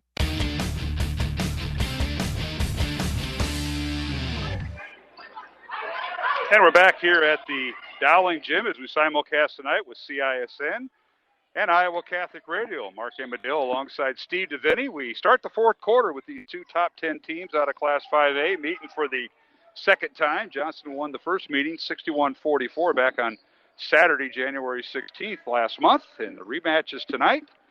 And the Dragons lead by 3, and they have their starters back in who have been battling foul trouble for the Dragons tonight, Steve. Yep, very, very aggressive defensively, and they've been bumping and grabbing and reaching a little bit, but their aggressiveness is what's gotten them to this point in the season. Dragons with 3 team fouls, Dowling with 2. A long 3, no good after taking a lot of time off the clock. Gosling missed the 3 and it went out of bounds to Dowling. Excellent ball movement. Had the open look that they wanted and just couldn't knock it down. Johnston outscored Dowling 17-14 in that third quarter. Maroons are 12 of 20 at the free throw line. Johnston 6 of 9. Now shot in the lane, no good. Ball off the foot. And that's Gipple fighting of with Gymphy. Yep. Yeah, looks like off the knee of Gymphy, says our official. Gipple's fighting with Gymphy. It's a good battle. A couple of players that are going to battle it out. Of course, Bowles, the Illinois State Redbird basketball recruit, and Gymphy, the future University of Iowa. Uncontested layup, good. Are you kidding? Tobias? Margaret Tobias. She has 8 points. Excellent move. 54-53 Johnston. The help defense did not come, Mark. I did not see it, yeah. I think Coach Jellick was wondering what happened. The rotation didn't happen, but here's Johnston leading by 1 in the basketball. Buchan with it. Lob pass underneath, and that is Tanky. Layup good. She got around Gipple that time. Excellent high-low. She posted Gip up, and great pass from the exterior. 15 points for the freshman, I-Lee Tanky. Johnston, 5'11". 56-53, Dragons by 3. We approach the 6-minute mark here in the fourth quarter. Johnston has 4 timeouts remaining. Dowling with 3 fouls. Johnston 3, Dowling 2. Gipple with it. Goes in against Jellick. Stops. Keeps her pivot foot. Kicks it back out to Tobias. Good patience by the Maroons. And now a whistle and a foul on the reverse pass by Buchan, and that'll be her second foul. Team's 4th. So Molly Nelk will check back in for Johnston. In the first half, we were shooting free throws. There was more fouls. So far in the second half, neither team is in the bonus with 5:52 to go. And then Gosling will sit down. So Nelk for Gosling in the Johnston lineup. 5:45 remaining. Johnston by 3, Dowling with the ball. Now reach around and a steal by Buchan. 2-on-2, and now the foul on the breakaway. Tobias commits the foul for Dowling after she had the ball stolen away from her by Buchan. So 3 team fouls on Dowling, as you mentioned, 4 for Johnston. And the Dragons will inbound the ball with Gyamfi. They lob it into Jellick. Kinsey with it. Now back to Gyamfi on the reverse pass by Buchan. Johnston being very patient. Dowling stays man-to-man. Gyamfi dribbles the right elbow. Kicks it out to Buchan for 3. It's good. Zoe Buchan with another 3. That's 3 of them tonight. She's got 11 points and a timeout on the floor. This might be a minute. That's all they have left. It is. Yep, full timeout. We'll take a 1-minute break. 5:24 remaining fourth quarter. And it's Johnston 59, Dowling 53 on Iowa Catholic Radio and CISN. Support for Iowa Catholic Radio's broadcast of Dowling Catholic sports and activities is provided by Kemin, a global ingredient manufacturer using science to transform the quality of life for 80% of the world. Kemin is on the leading edge of molecular science, manufacturing more than 500 specialty ingredients for the human and animal health and nutrition, pet food, aquaculture, nutraceutical, food technologies, crop technologies, and textile industries. Kemin strives to sustainably transform the quality of life every day for 80% of the world with their products and services. Kemin, using science to transform the world. Online at kemin.com. Thank you to Mercy One for their support of Iowa Catholic Radio. From the cardiovascular experts at the Iowa Heart Center to the pediatric services of Mercy Children's Hospital and Clinics, Mercy provides complete care for Central Iowa's adults and children with more than 50 primary care and specialty clinics in the Des Moines area. Find a convenient Mercy One location near you. Online at mercydesmoines.org.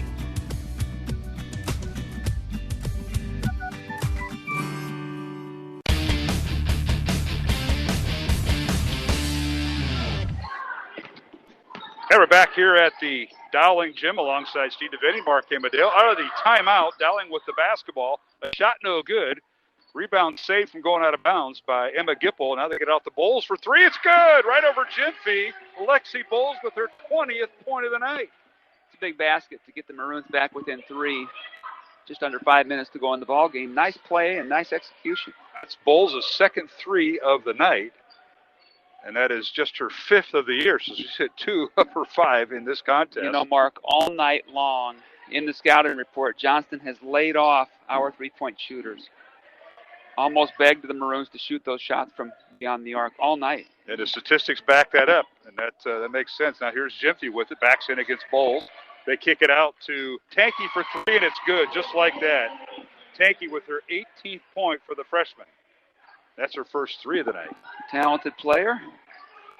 Down 6 here. Here's Gipple. Down the left Nice side. spin. Shot the glass. Good. Right around. Jellick goes Nice. in the Gipple. Nice spin move by Gip. She's got 13 points. And it's 62-58. Johnston over Dowling. Under 4 minutes remaining.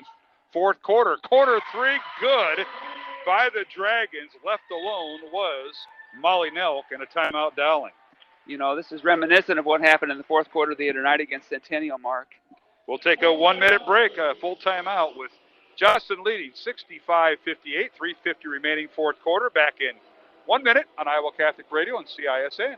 Support for Iowa Catholic Radio and Dowling Catholic Sports is provided in part by Ashworth Vision Clinic. With 2 licensed optometrists, Barbara Sheets, a Dowling graduate, and Dr. Craig Harper, the Ashworth Vision Clinic team provides complete eye exams, contact lenses, glasses, glaucoma testing, and pre- and post-operative care. Ashworth Vision Clinic is located at 60th and Ashworth in West Des Moines. 515-440-4610 or online, ashworthvision.com.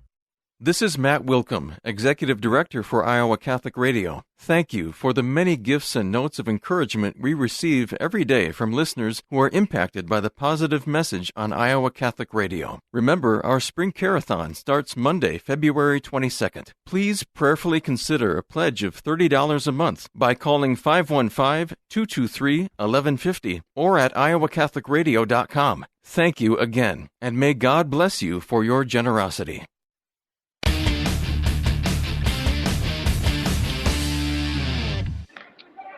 And back once again here at the Dowling Gym. Mark Amadale and Steve DeVinny out of the timeout. A corner three, no good by McVeigh, and Gyamfi with the rebound for Johnston. Dragons lead by 7 with 3.5 minutes remaining here in the fourth quarter. Maroons got a good look at it. McVeigh was knocking down threes. Back comes the Dragons and knocking down a three that rolls around and through is Buchan. Zoe Buchan with her third or fourth three of the night. She's got 14 points all in the second half, Steve. Yeah, not much you can say. I mean, they all of a sudden have caught fire from beyond the arc. And here is McVeigh for three. It's no good. Rebound Molly Nelk, the sophomore with the rebound. One and done for the Maroons. Yep.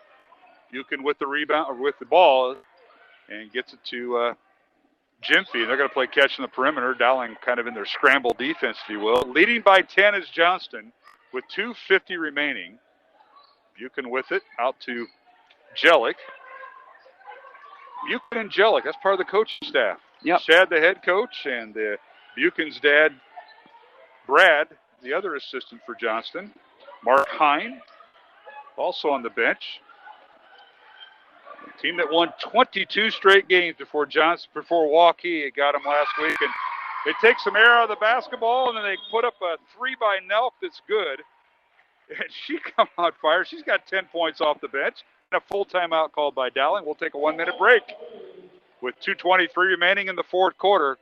71-58. Johnston leading Dowling here on Iowa Catholic Radio and CISN. Thank you, construction professionals, for underwriting our show, Man Up. Heard Mondays at 9 a.m. and 9 p.m. Construction professionals have been long supporters of Iowa Catholic Radio, and we've seen their work. It's beautiful. They do remodeling or new construction that is innovative, functional, and designing what you want. It's a family business built on a strong foundation to create a new or remodeled home that is uniquely yours. CPCustomHomes.com. From our family to yours, God bless. Thank you, construction professionals. Thank you, Dental Associates, for underwriting Dowling Catholic Sports 365. With over 40 years' experience, Dental Associates is a group dental practice with the mission of promoting optimum health and well-being to all patients, providing preventative, restorative, and cosmetic dentistry for the entire family. Message underwritten by Dr. Kenton Gleichman, Dr. Steve Karbaka, and Dr. Ben Nagel. Dental Associates, addressing your smile, needs, and dreams. Online at DesMoines-DentalAssociates.com.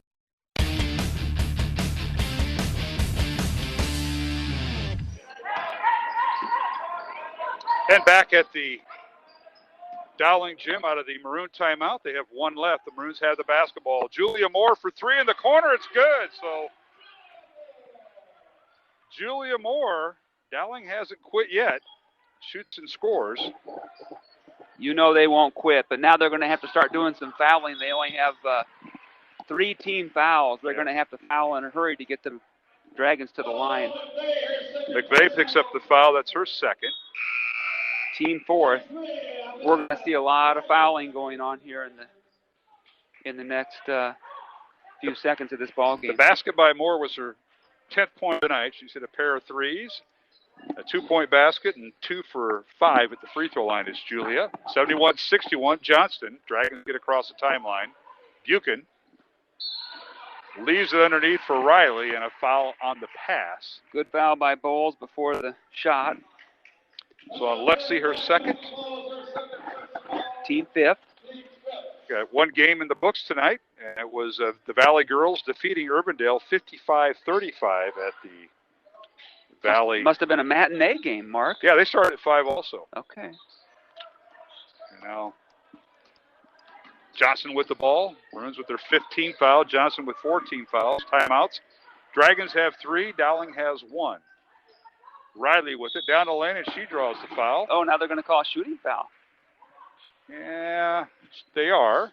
Gee whiz. I thought it was before the shot. Bowles picks up the foul. That's her third. Well, number 23, Riley, will have a couple free throw attempts. Aaliyah Riley, a 69% free throw shooter on the season, looking for her first point tonight. And the free throw is good. Aaliyah, another freshman. They dress 3 freshmen, and they play them, does Chad Jellick. the defending 5A champs, Coach Jellick, in his 9th year at Johnston, was at Mason City for a while. Then he was the assistant over at Waukee before getting the head coach when Coach Gradeville retired at Johnston. They haven't missed here in the fourth quarter. Yeah, 73-61. Johnston with the lead. The ball poked out of bounds by good hustle by Eiley Tanky. Yeah, they're a 74% shooting free throw team, and they can knock them down. Now the ball entered and a foul. Nelk. And so Nelk will pick up the foul, her first. Foul number 5. Yep. 5 on Johnston. Dowling with 6. Got to go quick here, McVeigh for 3. It's off the mark, no good. Ball Wishman. Tipped in the hands to Wishman, and the putback no good. Ball goes out of bounds. We'll give it to Dowling. Yeah, having to shoot over the outstretched arms of Jiffy for those guards created problems on both of our attempts there in that possession. Right, Tobias in, so the Maroons are going to get their shooters in. They take more out. I thought Julius done a pretty good job shooting. Who do you take out? They're all shooters. 73-61. Johnston with their largest lead of 12 points right now over Dowling. Second-ranked Dragons and 9th-ranked Maroons here in the girls' game. Underneath Bowles, her shot up but no good. Nice pass that time by the Maroons, but great pass by Gipp. Couldn't get it to count. 23. Riley picks up the foul. Team 6. So Bowles will go to the line. She has 20 points to lead Dowling tonight. Yeah, for the Maroons to have much hope, you have to make baskets or make points rather with the clock stopped. So that was a big play. First free throw is good. There's Moore back in for the Maroons. Offensive, defensive. And Wishman will sit down. Second free throw by the left-hander Bowles is good. She has 22 points to lead Dowling tonight. 73-63 Dragons. And now across the timeline, Nelk is double teamed and a timeout called by Chad Jellick and the Johnston Dragons. And it'll have to be a minute because they used all their 30s in the first half. We'll take a 1-minute break. 73-63 Johnston with 58 seconds remaining here at the Dowling Gym, along with Steve DeVinny, Mark Amadeo here on Iowa Catholic Radio and CISN.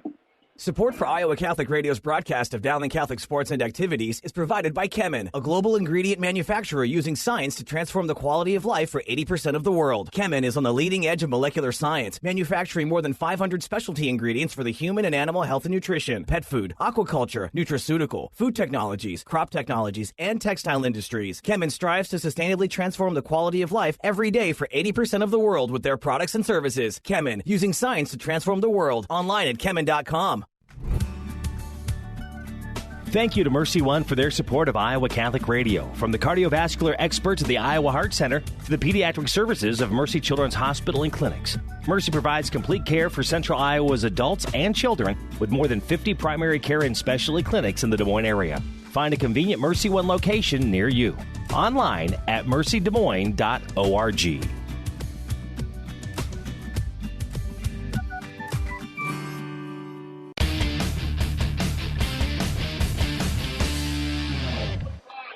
And we're back here at the Dowling Gym as Johnson inbounds the ball after calling timeout, and the Maroons commit the foul. Did they whistle that on McVeigh? That was Bailey. Oh, Bailey's in there, number 25. As you said, 1st and 10, it was quite a collision. It was. And now Riley will have a 1 and a bonus here for the Dragons. Aaliyah Riley, 2 for 2 at the free throw line. First one up and good. So freshman knocking them down to close out games for the Dragons. You wonder why they shoot 75%. Yeah, very, very talented team, very skilled in terms of their shooting. We witnessed that tonight. Second free throw, no good. Dowling with the rebound, and that is Lexi Bowles. Got to go quick. Maroons get the ball down court. There Tobias with it for 3, and it's no good. Too strong, and Tobias gets her own rebound. Make it or miss it. You got to go quick. Underneath McVeigh, and she's guarded by Buchan. It's stolen away. Loses the ball, and Buchan has in the backcourt with 35 seconds.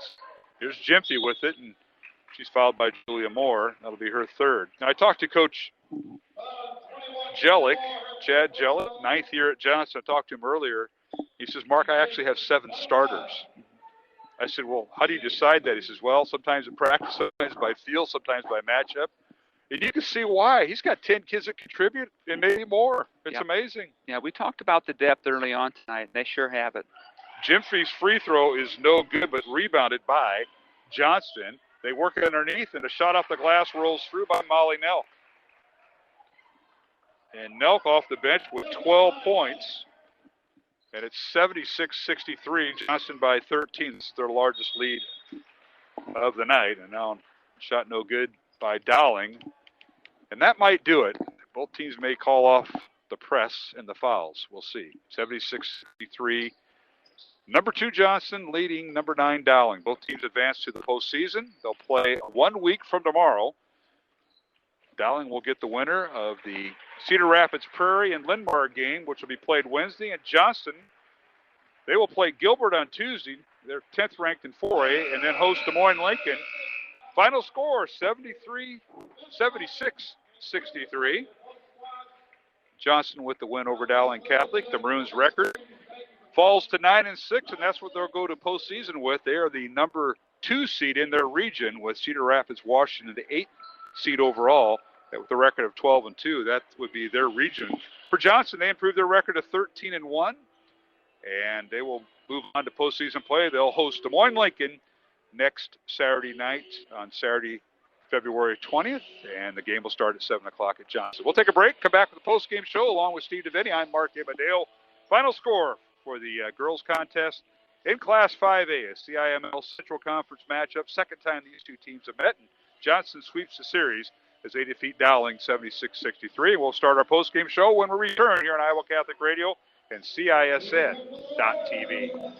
Support for Iowa Catholic Radio and Dowling Catholic Sports is provided in part by Ashworth Vision Clinic. With 2 licensed optometrists, Barbara Sheets, a Dowling graduate, and Dr. Craig Harper, the Ashworth Vision Clinic team provides complete eye exams, contact lenses, glasses, glaucoma testing, and pre- and post-operative care. Ashworth Vision Clinic is located at 60th and Ashworth in West Des Moines. 515-440-4610 or online, ashworthvision.com.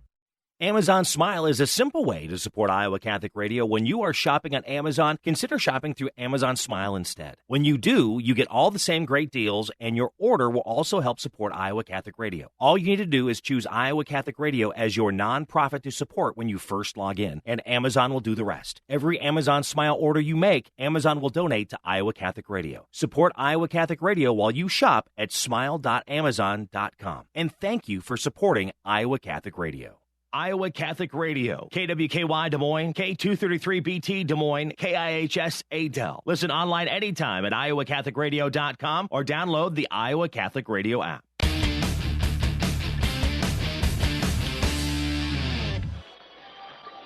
And we're back here at the Dowling Gym. Mark Amadale along with Steve DeVinny as our final score in Game 1 of our girl-boy doubleheader.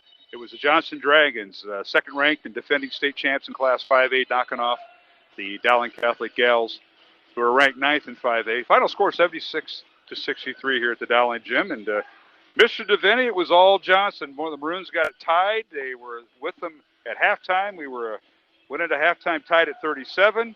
Maroons closed it down in the third quarter, but they just couldn't get over the hump because Johnston kept firing so many missiles at the Maroons, and they answered the bell each and every time. Hats off to Chad Jellick and the Dragons. Yeah, if you want to pull out the tape of the Centennial game the other night on Tuesday, 3 nights ago, these were almost identical. Maroons played their tails off both games. To no fault of their own, the other team just happened to get red hot there in the fourth quarter. Johnston Dragons in the fourth quarter had 5 3-pointers, and just a barrage. I mean, it was... The Maroons really went toe-to-toe with these guys, but Johnston Dragons got super hot from a bunch of kids that really hadn't contributed that much previously in the game, and that was the difference. Tip your cap to these guys. That's why they're number 2 in the state, and Maroons just got to keep fighting. It's a good ball club still. Yes, they are, and they both are, and they both have games remaining. For Johnston, they have a girls' contest on Tuesday night. They will host number 10 out of Class 4A Gilbert. That'll be at 6:15 at the Johnston Gym. And then next Saturday, a week from tomorrow, they will host Des Moines Lincoln to start the 5A regional semifinals, and that'll be a 7 o'clock tip-off. Johnston's other side of that bracket has number 14 Indianola. They're the 2 seed in that region, and they will get the winner of Council Bluffs Lincoln and Council Bluffs Jefferson. That game will be Wednesday, and the winner will meet Indianola next Saturday. For Dowling Catholic, this is their final regular season game. The Maroons will have 8 days off, and they will host the winner of Wednesday's game between Linn-Mar of Marion with a record of 9-7, and Cedar Rapids Prairie, the Prairie Hawks, with a record of 7-8. That'll be 1 week from tomorrow here at the Dowling Gym. We'll have that game on Iowa Catholic Radio, and CISN, I believe, is also going to simulcast. That'll be, again, on Saturday, February 20th, and we'll be on the air at 6:45 with the 7 o'clock tip. And, of course, the winner of the Dowling Regional, if the Maroons are successful, they'll take on and have to travel to Cedar Rapids, Washington. They're the top team in that bracket. They're ranked 8th with a record of 12-2. So Dowling's pathway to state goes through eastern Iowa. Johnston comes right through central Iowa, apparently, unless Indianola or Council Bluffs have something to say, but they'll get a host. And Dowling went to free throw line tonight 22 times, Steve. 14 out of 22. Dragons with the free throw line 14 times. And that's usually a mark of if you go and make more free throws than the opponent attempts. The Maroons almost did that. Dowling 14 out of 22 at the line. Johnston 9 of 14, so that kind of evened out there. Yep. As we said, great game. Maroons held it close, and then the other team, Dragons, just really caught fire late, and that was the difference. All right, run through scoring before we take a break. As the boys' teams are out there, they'll get the rematch. And we'll start with Johnston, as the Dragons were led by Jada Jimfy. She had 21 points at halftime, hit a three-pointer in the third quarter, didn't score the rest of the night. She leads Johnston with 24 points. Jimfy, the 6'1 junior. She was followed by Eileen Tankey, the 5'11 freshman, with 18 points. 14 points for Zoe Buchan, all in the second half. 12 points for Molly Nelk. Then rounding out scoring for Johnston, 3 points each for Kinsey Jellick and Aaliyah Riley off the bench with 3 points. 2 points for Emma Hampton off the bench. And the Dragon starter, Anna Gosling, did not score. Came in averaging 8.5, did not score. Again, Johnston went 9 of 14 unofficially at the free throw line. And, Steve, you got to look at the Dowling scoring tonight. Yeah, it looks like they were led tonight with Lexi Bowles, 22.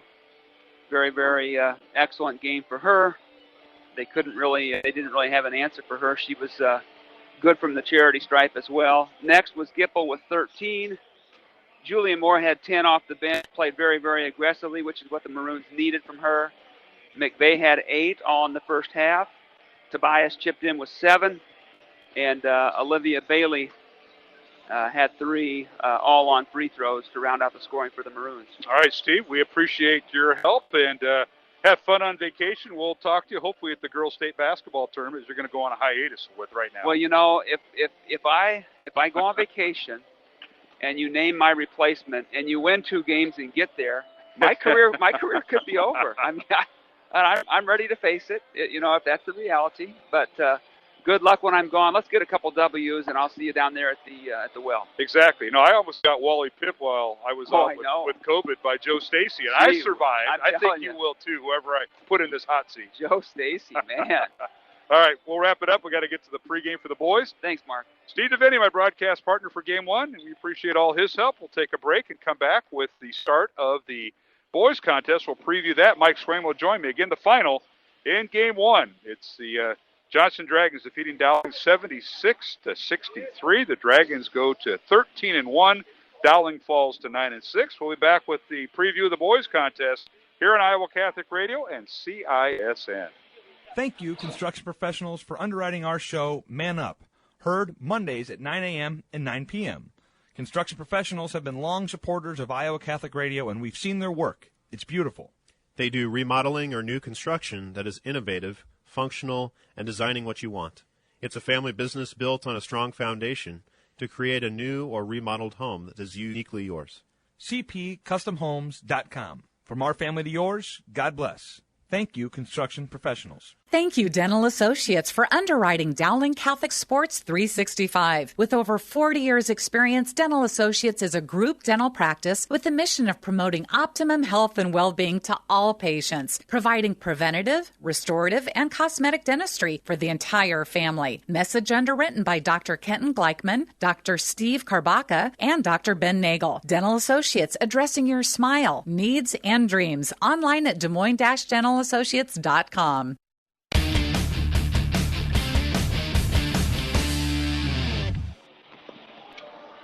And we're back here at the Dowling Gym for game number 2 here on Iowa Catholic Radio and CISN.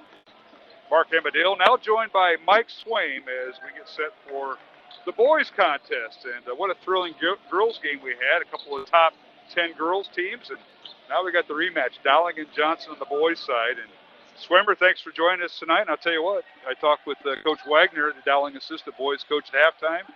Two teams that are very similar, size, strength, inside, outside, they can bang.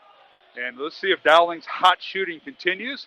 And let's see how this Johnston team reacts, because they're one of the top 5 teams in the state all season. As Brian Frick in his second year at Johnston, he has hope from some guy named Woodley, Andy Woodley, won a state title at City High back when you were at Des Moines Lincoln. Yeah, that's right. They're pretty knowledgeable over there in that Johnston staff. Pretty knowledgeable. That's a heck of an assistant coach to have. He's a good one. Yeah, look, Dowling has got to be feeling really good, Mark. Their confidence level is high. Yes. If that's what we need to say right now. So they should have a lot of motivation coming into tonight. You look at the last game, Mark, when they played Johnston. Johnston was up by 17 at halftime. The game was essentially over at that point. And so this is going to be a big test. This Johnston team is loaded. They're really good. They're the only team who has beaten Waukee here in the state of Iowa. Obviously, Waukee got beat by ranked Bellevue nationally the other night. But this Waukee team, this Johnston team is really good. They're solidly coached. They've got good shooters. They can go inside. It's going to be one of the teams that matches up well with Dowling's height as well. So this is going to be a big challenge. Yeah, it certainly will. And I know we'll get the keys to the game here shortly. But, Mike, you look at it, and we'll start with Johnston. They come in, record of 8-2. And they've lost because they split with 2 teams in the CIML Central Conference, as Dowling's a member of that. They split with Waukee and Valley, and both times won on their court. They won at Waukee, and they won at Valley. And you don't do that very often. Yeah, no question about it. I mean, talk about 2 losses to have, one to Waukee and one to Valley. Both teams being ranked, and Valley's the number 1 seed in their sub-state. Waukee's the number 1 seed in their sub-state, and Johnston, I believe, is the number 1 seed in their sub-state. That is correct. Yeah, so it's the CIML Central is loaded. And a lot of good teams. Every night you have to bring it, and we saw that the other night. Centennial was just a little bit off. They were playing shorthanded with their point guard, Cruz, who was hurt, and their other guard, who was out, didn't play at all. And Dowling just took it to them. They dominated the game. And this is a Centennial team that has won a lot of games this year. So this is just a battle here in this conference, and it should be a great one tonight. Certainly will. Last year, these 2 teams did split as Johnston leads the series over Dowling. These 2 teams have been in the same division of the CIML, the Central Conference, going back to 2007. They play each other twice a year, and every once in a while you play that third time in postseason. Johnston leading the series 16-14, but the Dragons have won 4 out of their last 5. Last year they split. Dowling won at Johnston 54-38, and Johnston won here 60-55. So they can go back and forth. And, of course, the last meeting was held on that Saturday with January 16th. That was a Friday night. We had the snow. They played and rescheduled on Saturday, and Johnston beat Dowling at Johnston by the score of 58-43. So the tail of the tape, these teams kind of match up, but this year the Dragons had a lot of success, and their only 2 losses were 2 teams now in the top 5. And let's see how Dowling responds. Can they keep up their hot shooting? Can they match up with the Dragons and sustain an effort without getting them too much foul trouble? That's a lot of common denominators. And Coach Swaim, how do you see some of this before we get to our keys? I know we got to go to a break here. Well, I think the biggest thing for Dowling is, first of all, you mentioned it, Mark. They've stayed out of foul trouble. They're healthy now with Riedel back, their coaching staff back, and they're doing such a better job moving the ball on offense. They're finding guys. They're working that thing inside out. When I say that, Mark, they're either getting inside the paint on a dribble, or they're passing that into the post, then getting kicked out for threes. And what they're doing is they're making threes. Yep. So that's been the big change here in the last 3 or 4 games with Dowling. We'll take a break, come back with the starting lineups and our keys to the game here on Iowa Catholic Radio. It's Dowling and Johnston, Game 2.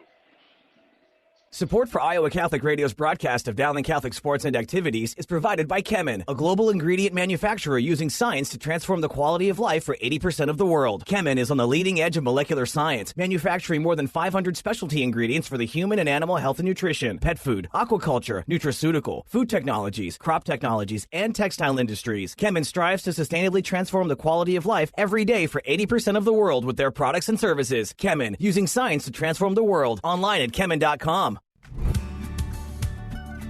Thank you to Mercy One for their support of Iowa Catholic Radio. From the cardiovascular experts at the Iowa Heart Center to the pediatric services of Mercy Children's Hospital and Clinics, Mercy provides complete care for Central Iowa's adults and children with more than 50 primary care and specialty clinics in the Des Moines area. Find a convenient Mercy One location near you. Online at mercydesmoines.org.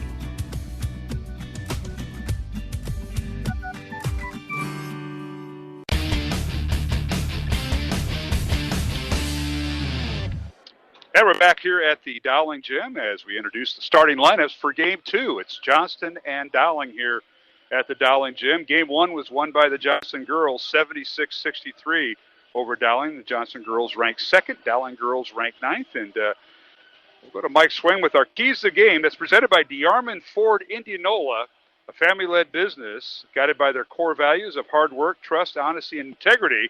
Check out the all-new DeArmond Ford in Indianola at DeArmondFord.com. Mike Swain, the keys to the game. We'll start with the Johnston Dragon boys. Mark, for the Johnston boys, they've got to continue to dominate the boards. They've only been out-rebounded in one game all year. That's amazing to me, how they just control both offensively and defensively. And they got to take care of the ball. They're only averaging 11 turnovers. The other night in the win, they had 5 turnovers. This is a team that doesn't beat themselves. And then when you look at for Dowling, they've got to get the game in the 50s or 60s. Dowling only has 1 win when scoring less than 50 points. And then continue the balanced scoring. Mark, they had 4 guys in double figures the other night. They were like 1 basket short of having 5 guys in double figures. Dowling needs to continue to get scoring from all of their players, including the bench. That is our keys to the game, presented by DeArmond Ford Indianola. Thanks to Mike Swain. DeArmond Ford, a family-led business guided by their core values of hard work, trust, honesty, and integrity. And check out the all-new DeArmond Ford in Indianola at DeArmondFord.com. Now for the starting lineups. First of all, for the visitors from Johnston, head coach is Brian Frick. He's assisted by Andy Woodley, who won a state title at City High back in the day, and Josh Kennedy. Dragons come in with a record of 8-2 and ranked 4th in Class 4A. The Dragons have won 8 of their last 9 games.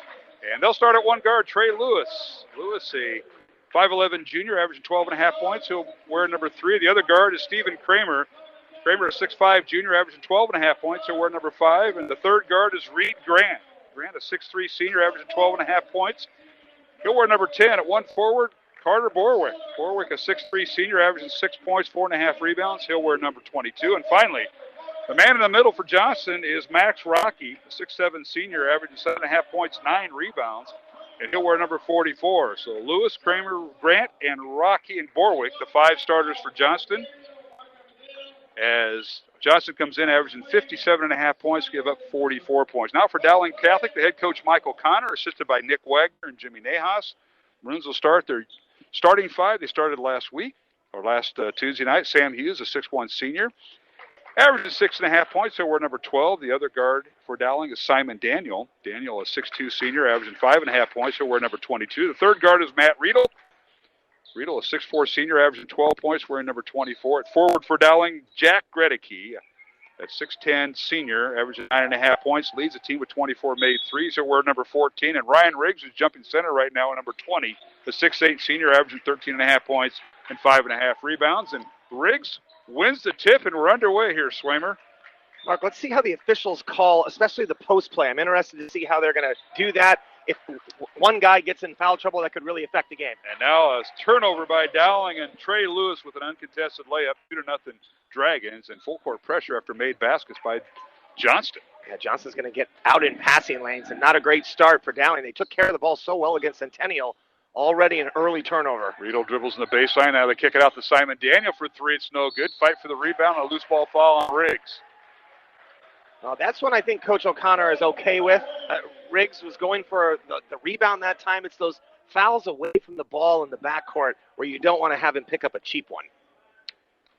So Riggs, foul number 1, comes in averaging 13.5 points, 5.5 rebounds, leads the team with 17 blocks, and shooting 59% from the field. And now Lewis for 3, and it's good. Oh, my goodness. They open up hot. Lewis is 2 for 2, and that's his first 3. No, that's not what Dowling wanted to see. Again, we mentioned, Mark, that they got jumped in the first half last time these teams played. They were down by 17, already down 5 here. Now in the lane, a shot up and good by Ryan Riggs. So Riggs scores for Dowling. It's 5-2, Johnston. Dragons jumped out to a 5-0 lead, and Dowling responds. And now here are the Dragons with it. They go left to right. Carter Borwick with it. Ends it off to Lewis in the lane. His shot no good. Offensive rebound, Rocky, and a whistle, and the ball goes out of bounds off of Rocky. That's a great play by Matt Riedel, knocking that ball off of Rocky's leg, and the official was right there to get it.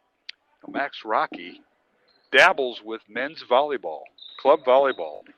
Any of your players ever do that at Des Moines Christian or Des Moines Lincoln there? I had some athletes that could have, though. But I like that. That's a sport that's taken off at Grandview University, men's and women's volleyball. Men's with a national title. But, yeah, Rocky dabbles. So does Kronlage, Tyler Kronlage. In the lane, Riedel shot, that's good. Nice little just cut off of Ryan Riggs that time. Sort of a natural pick there, and Riedel with an easy bucket inside. 5-4, Johnston with the lead, and now a fadeaway shot no good. Rebound Dowling. Here's Riedel with it. Down the lane he goes, loses the ball, and a foul called. They may get Trey Lewis for the foul here. We'll see. Well, nice little bit of ball handling by Matt Riedel that time, almost going coast to coast. Well, Riedel's that spark plug, the straw that stirs the drink, if you will, for Dowling. He was out for several games with COVID protocol. Riedel inbounds the ball, and it's kicked out of bounds by the Dragons. Borwick forces it out. Dowling's been really effective with their out-of-bounds plays the last couple games. Now they get it into Gregory for 3 in the corner. Missed everything, no good. Rebound Rocky and Johnston. That might have been tipped, Mark. I'm not sure. Dragons in transition. Here's Borwick with it to Reed Grant down the lane, and now the ball tipped out of bounds by Gregory. Turnabout's fair play. Yeah, good defense. Dowling's tightened up their man-to-man defense here the last couple possessions. Dragons inbound the ball. They get it to Rocky, trying to set it up for Reed Grant. Well defended by Simon Daniel to deny him the 3. Now Borwick, dribble handoff goes to Kramer, and he's cut off nicely by Riedel. They lob it inside to Rocky, guarded by Riggs, trying to get his second foul. His shot up and no good, gets his own rebound. And his shot up and too strong, knocked out of bounds by Johnston. And I'll tell you what, Rocky and Riggs going at it. That's a great match. Good battle, and that time Rocky had 2 shots at it. Couldn't do it. Both shots were contested, but a couple good looks. 5-4, Johnston with the lead here in Iowa Catholic Radio and CISN. Mark Amadale, Mike Swain for game 2. Now here's a steal. Steal at half court. It's Borwick with the steal, stolen back by Riedel. Matt with it, dribbling in the front court for Dowling. He's in the corner for Daniel. Simon for 3. It's in and out, no good. Fight for the rebound, and Johnston comes away with it, and Riggs has picked up a foul. He got him with his hip, and that'll be his second. Yeah, no, they're going to get Riedel on that one. Oh, they got a break there. Riedel with the foul. I thought Riedel reached in there. They could have went to Riggs, but that's good that they didn't. Yeah, because Ryan looked up and he said, got it with my hip. He ran into my hip, and it's on Riedel, his first. So team foul number 2 on Dowling, 1 on Johnston. Under 5 minutes remaining here, first quarter. Lewis with it, kicks it over in the corner. This is Kramer for 3. Left baseline 3, no good. Rebound Dowling and Riggs. One and done is Johnston. Here's Riedel with it. Behind the back, at the basket. His shot off the glass too short, and the rebound comes out to Johnston and Stephen Kramer. Out to Reed Grant, guarded by Daniel. Kramer on the right side. His shot blocked. Gregory might have got a piece of it. In the corner goes for 3. It's no good. That's Borwick with the miss. Dowling with the rebound to Gregory. He'll shoot the 3 and a catch and shoot. It's good. Gregory with his 35th or 25th 3 of the year. And it's 7-5. Dowling with his first lead here, Mike. Really nice job of Gregory running the floor. Good recognition by Hughes, spotting his teammate up ahead. All right, this is Kramer. Spins, leaves in the corner for Borwick for 3, and he drills it from the left baseline 3. Yeah, he missed that last one pretty badly. That time right in the hoop. It's his 7th 3 of the year. He comes in averaging 6 points, this Carter Borwick. Underneath it, feed it to Simon. Daniel, and he scores. Who made that pass there, Mike? Ryan Riggs with a really nice feed. He was double teamed and a good cut by Simon Daniel. That's what we're talking about with that ball movement that Dowling's having. Lewis for three is no good, and now they're going to get a loose ball foul on Kramer. And on Steven, that'll be his first. Team foul number 2 on Johnston. So both teams. Yeah, really aggressive, Mark. I mean, we've already got 4 team fouls in it. I've seen a couple more fouls on the floor that could have been called. So this is, I like the pace right now. All right, sitting down for Johnston, Carter Borwick. Gregory and Simon Daniel will sit down for Dowling. Mikey Chase in for the first time tonight for Dowling, as is Jalen Moses for the Maroons. Moses wears number 40. Dowling going right to left in their home white uniforms towards the south basket. And here's Riggs, top of the key. Hands it off to Hughes. Back to Riggs. He'll launch the three. Right wing. It's in and out, no good. And the rebound out to Johnston. Here's Runyon in the ball game. Jacob Runyon, who came off the bench. And on transition, a three-pointer good. That's Reed Grant for That's too three. easy. Nobody picked up Grant. Third three of the night for Johnston. They lead it 11-9 as we trade baskets here. Mark, he's shooting like 47% from the field. I mean, you got to know where he's at. Look at that catch and shoot. Backdoor cut by Riedel. His shot is blocked by Rocky. Into the hands of Johnston. Dragons in transition. This is Reed Grant underneath the Rocky, and it goes off his hands out of bounds to Dowling. How about the hustle by Riggs to get a hand on that ball, and it ended up going off of Rocky. So look, what looked like a layup is going the other way. So do you have the block shot transition drill? Because that's what happened for Johnston that's there. exactly what happened And there. they almost got Rocky free, but Riggs hustled and got back. Block, shot, hustle, transition drill. Here's Moses with it for Dowling. Jalen off the bench. At 12 points the other night, a week ago against Johnston. And now Mikey Chase loses the basketball. Stolen away by Runyon down court. 2-on-1 fast break. They say that underneath the Kramer. His shot is no good. He drew the foul. Yeah, what a flurry there. That is going to be on Ryan Riggs, and that will be his second mark. All right. So 2 fouls on Riggs. Andrew Lynch already at the scorer's table to come in for Riggs. Michael Connor. See how long this lasts here. With 2:21 remaining here in the first quarter, Ryan Riggs picks up his second foul. 3 team fouls on Dowling. Free throws coming for Johnston, and that is Stephen Kramer hitting the first. That's his first point of the night. Comes in averaging 12.5. And a 78% free throw shooter on the season. Already 5 turnovers for Dowling, Mark, in this first quarter. They've done such a good job of taking care of the ball the last couple games, but this Johnston defense, a lot of steals, giving these guards a lot of problems. Second free throw no good by Kramer, a rare miss. Rebound Dowling. Moses with the rebound. Mikey Chase in the front court to Riedel. Riedel guarded by Reed Grant. Gets it over to Moses. Johnston now with Rocky out. They're a little bit smaller lineup here. Coach Swain, we'll see how this goes. Here's Moses backing in against Mason Ryan. Now they work in the corner. And we've got traveling on Dowling. That'll be called on Hughes. Yeah, the pass was just a little low for Hughes to handle. Lynch was being double-teamed down there, and it ultimately resulted in the turnover. Lynch in at center for Dowling, replacing Riggs. And Max Rocky out. I wonder if they'll move Kramer to the post for the Dragons. We'll see how that works out on defense. 12-9 Johnston. Here's a three-pointer. Top of the key. Good by Reed Grant. The timeout call. That's his second 3 of the night. Yeah. And we'll Coach keep O'Connor it here. did not like that. That was definitely a three-pointer. Yeah, I think it's a 30-second timeout. It is a 30-second. We'll keep it here. Minute 41 remaining here in the first quarter. 15-9. Johnston with the lead over Dowling. This is their largest lead. Johnston by 6. Dragons come in. 4th rank with a record of 8-2. They've won 8 of the last 9 games. Dowling's won 5 of their last 9 games. Maroons are just 3-5 against top 10 Class 4A teams. And not that it means anything, but I'll tell you what, it means you're playing pretty tough competition. There's no question about it. And I think, there's been some good things here, Mark. They've been able to move the ball. I think they've done a decent job on the boards, but the turnovers have really hurt them. And then just lapses in defense, not finding Grant for, wide open threes. That has led to this 6-point lead by Johnston. All right, out of the Dowling timeout. It's the first time out of the contest. It was a 30-second break. Dowling with the basketball. They work in the front court, and that's Hughes with it. Gets it over to Mikey Chase, who stays in the ball game. Chase looking inside to Lynch. Gets it on the baseline. Andrew, the head fake, backs his way in. His shot up, and it's blocked over the backboard. Out of bounds to Dowling because it was a block shot. I think who got that was Kramer. who's guarding the post for Dowling with the smaller lineup. Yeah, the officials are talking. They weren't quite sure if that was a block or not. It clearly was a block and should be Dowling's ball. Coach Frick's kind of argued the case.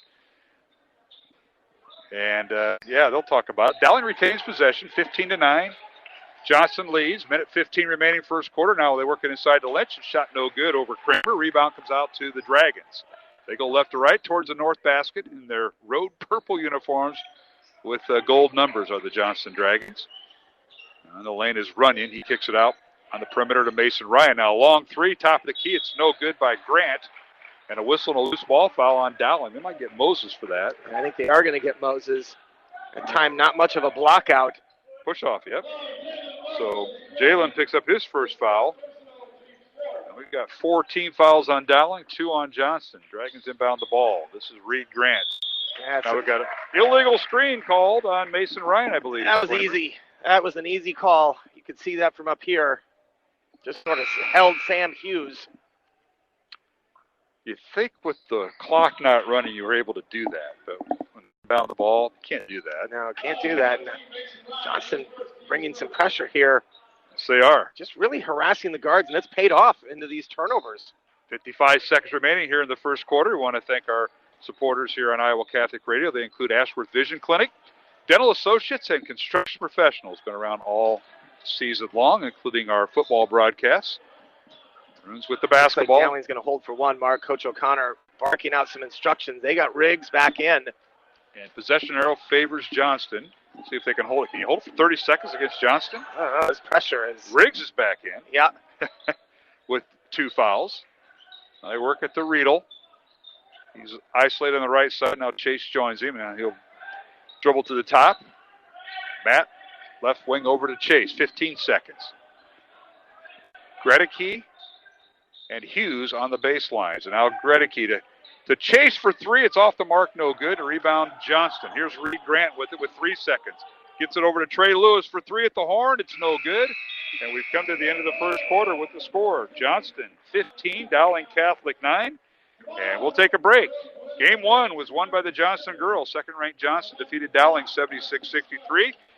A final there, and here it's 15-9. Johnston with the lead in the boys contest over Dowling. Back in 1 minute on CISN and Iowa Catholic Radio. Support for Iowa Catholic Radio and Dowling Catholic Sports is provided in part by Ashworth Vision Clinic. With 2 licensed optometrists, Barbara Sheets, a Dowling graduate, and Dr. Craig Harper, the Ashworth Vision Clinic team provides complete eye exams, contact lenses, glasses, glaucoma testing, and pre- and post-operative care. Ashworth Vision Clinic is located at 60th and Ashworth in West Des Moines. 515-440-4610 or online, ashworthvision.com.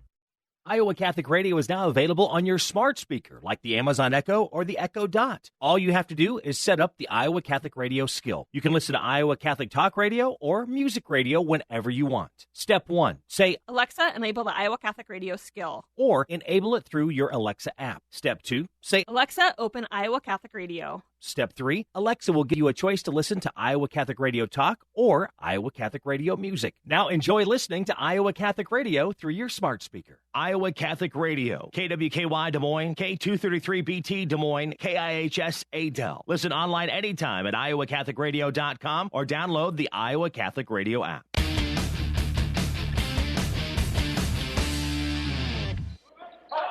And we're back here at the Dowling Gym. Mark Himadale, Mike Swaim under the second here in the second quarter. Johnston with the ball first. A corner 3 up and no good by the Dragons. That was Carter Borwick, who's back in after sitting down the last 2 minutes of the first quarter. Rebound Dowling. And here's Riedel off the glass and scores. Nice job, Matt Riedel, with his 4th point, Mike. That was a tough shot, Mark, over the outstretched hands of Rocky, sort of fading away from the basket. 15-11. Johnston with the lead, and now Trey Lewis tried to hit Rocky. I don't think Max was expecting the pass out of bounds to Dowling. Yeah, too hot to handle, and again, just pressure by Dowling, by Johnston results in a turnover there. Hughes throwing the pass, and it hits the back of the backboard. Yeah, the Maroons inbound the ball, and Hughes kind of got the defense came and jumped on him, and he got rid of it too quick. Little hot potato. Now backdoor cut by Rocky, and the layup is no good. Good feed that time on the inbounds pass. Foul on Lynch of Dowling. Yeah, that was a really nice, well-designed play. a wide open Rocky cutting to the basket. Lynch lucky that ball didn't drop for a 3-point play. Johnston 1 of 2 at the free throw line in the first quarter. This will be their first attempts here in the second quarter, and Rocky hits the first free throw. It's his first point of the night. He'll get another one. Nice game on Iowa Catholic Radio, brought to you in part by our good friends at Mercy One and by Kemen. Second free throw good. So Max Rocky, leading rebounder, averages 9 a game, leads the team with 20 steals and 8 blocks, and a 46% free throw shooter makes them both. It's 17-11, Johnston by 6. They matched their largest lead, and now full court pressure, as you talked about, with Riggs back in the lineup with 2 fouls for Dowling. Yeah, I would continue to do this if I'm Johnston. It's just been troublesome for Dowling and resulted in some easy baskets for Johnston. All right, Riedel with it. Matt skips the pass over in the corner to Simon Daniel for 3. Good, and Simon's starting to heat up his first 3 of the night and his 5th point.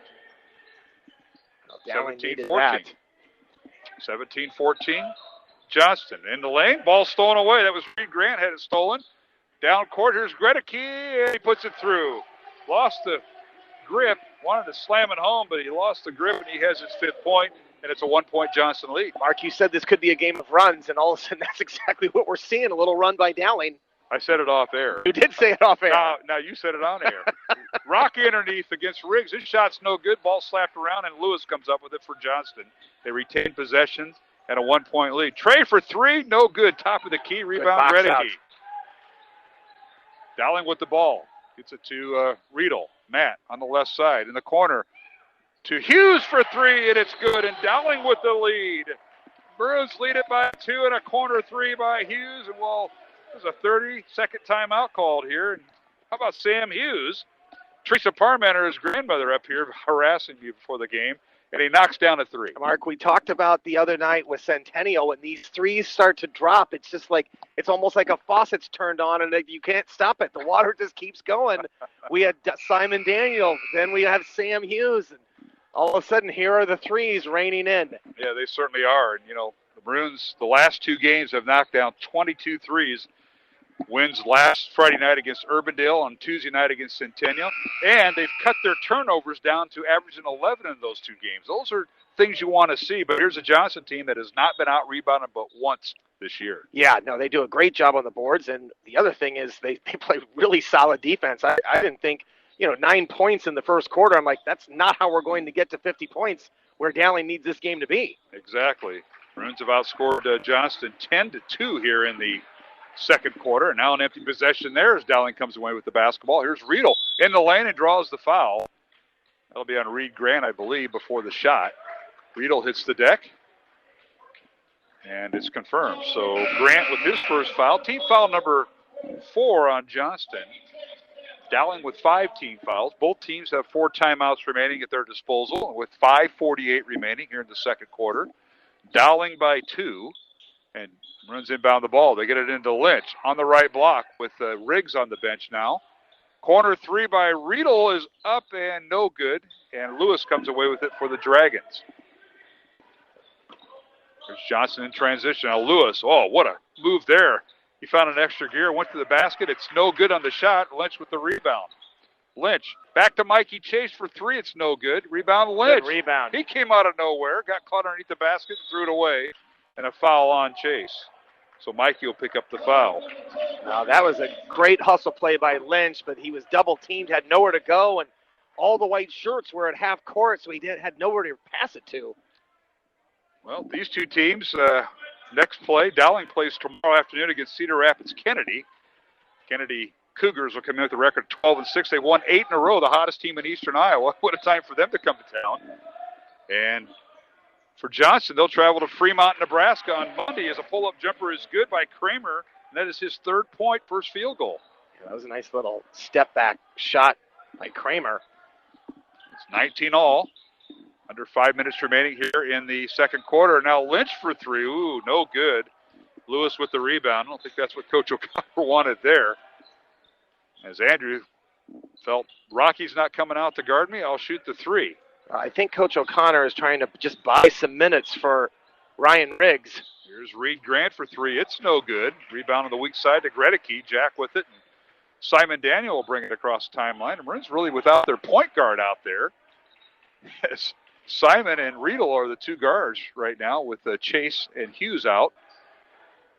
Simon with the basketball, coming off a ball screen by Lynch. Gets it back to Lynch. He'll fake the three. Give it back to Simon Daniel as they work the two-man game. Now to Gregory. They work the right side, Riedel. In the lane. Kicks it over the corner to Daniel for three. It's up. Good! Boy, has he got that silky smooth shot down. That is his shot, and I saw Coach Frick just shake his head. He could see it from a mile away, and Simon Daniel buries it. 8th point of the first half for Simon Daniel, leading Dowling. He's got his 17th three of the year. Now pull-up jumper no good by Kramer. Tip no good by Rocky, and the rebound to Lynch and Dowling. Maroons by 3. This is Dowling's largest lead of the night. Now traveling on Gregory is he had the ball and lost his dribble and pivot foot. Moses now and Hughes will check in with Lynch and Gregory sitting down here, Mike. Yeah, a lot of substitutions for Dowling as Bialzak is in as well. So trying to get some guys some breaks, and I thought Lynch did a really nice job, Mark, on the boards that time and also defending Rocky. Yeah, that's never easy. All right, in the lane, a shot up and no good by Johnston, and that was Reed Grant with the miss, but the putback up and good, and that's Max Rocky just battling in there with Moses and Riggs. Let's see who the foul's on. They're going to whistle it on Jalen Moses. That'll be his second. Well, it's so hard when Johnston gets down in that paint area and they throw a shot up. You have got to get a body on Rocky. You cannot let him get an offensive rebound, and that time Dowling did, and Rocky makes him pay with a three-point play. And he does. So for Rocky, that is his 5th point of the night, and it's 22-all Dowling and Johnston here with 3:15 remaining. Here in the second quarter from the Dowling gym, Mark Amadale and Mike Swayman. Now the Maroons on the Riedel pass goes out of bounds as Simon Daniel couldn't handle the pass. So Maroons now, turnovers starting to catch up with them. Yeah, they really are, Mark. I would say double digits at this point for turnovers for Dowling, and that's unfortunate. They are playing well enough offensively to stay in this thing. It's just 22-all, but these turnovers have really hurt.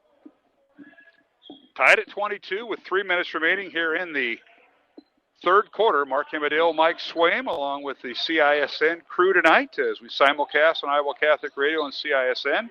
Stephen Kramer with it for Johnston. Dribble drives on the left side of the lane. Finds a feeding Carter Borwick, and he feeds in the pass, and he draws the foul, and 2 free throws coming. Foul will be on Dowling and Jalen Moses. I did not think that he got his feet set. I thought he took an extra half step there, Mark, for the walk, but the official did not. So free throws coming for Carter Borwick. Has 3 points tonight. First one up and no good. He's a 66% free throw shooter on the year as Riggs back into the Dowling lineup and will replace Moses. Tonight's game on Iowa Catholic Radio brought to you in part by Ashworth Vision Clinic and Construction Professionals. Second free throw coming for Carter Borwick.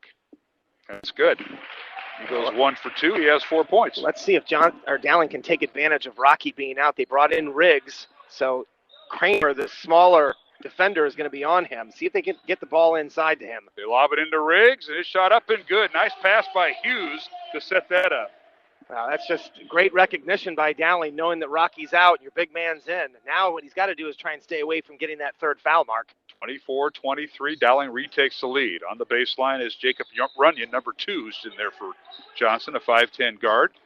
Now underneath, they get the pass to Borwick. He won't shoot it. Kicks it out to Kramer for 3. It's no good. Tip is up and no good, and a loose ball foul on Dowling. Are they going to get Riedel for that? I think they've got Riggs, and that is going to be his third.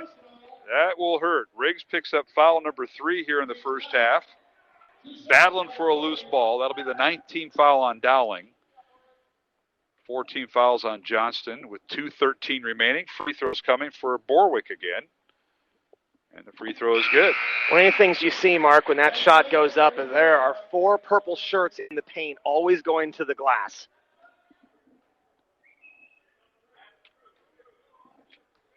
All right, second free throw coming as Lynch back in for Riggs.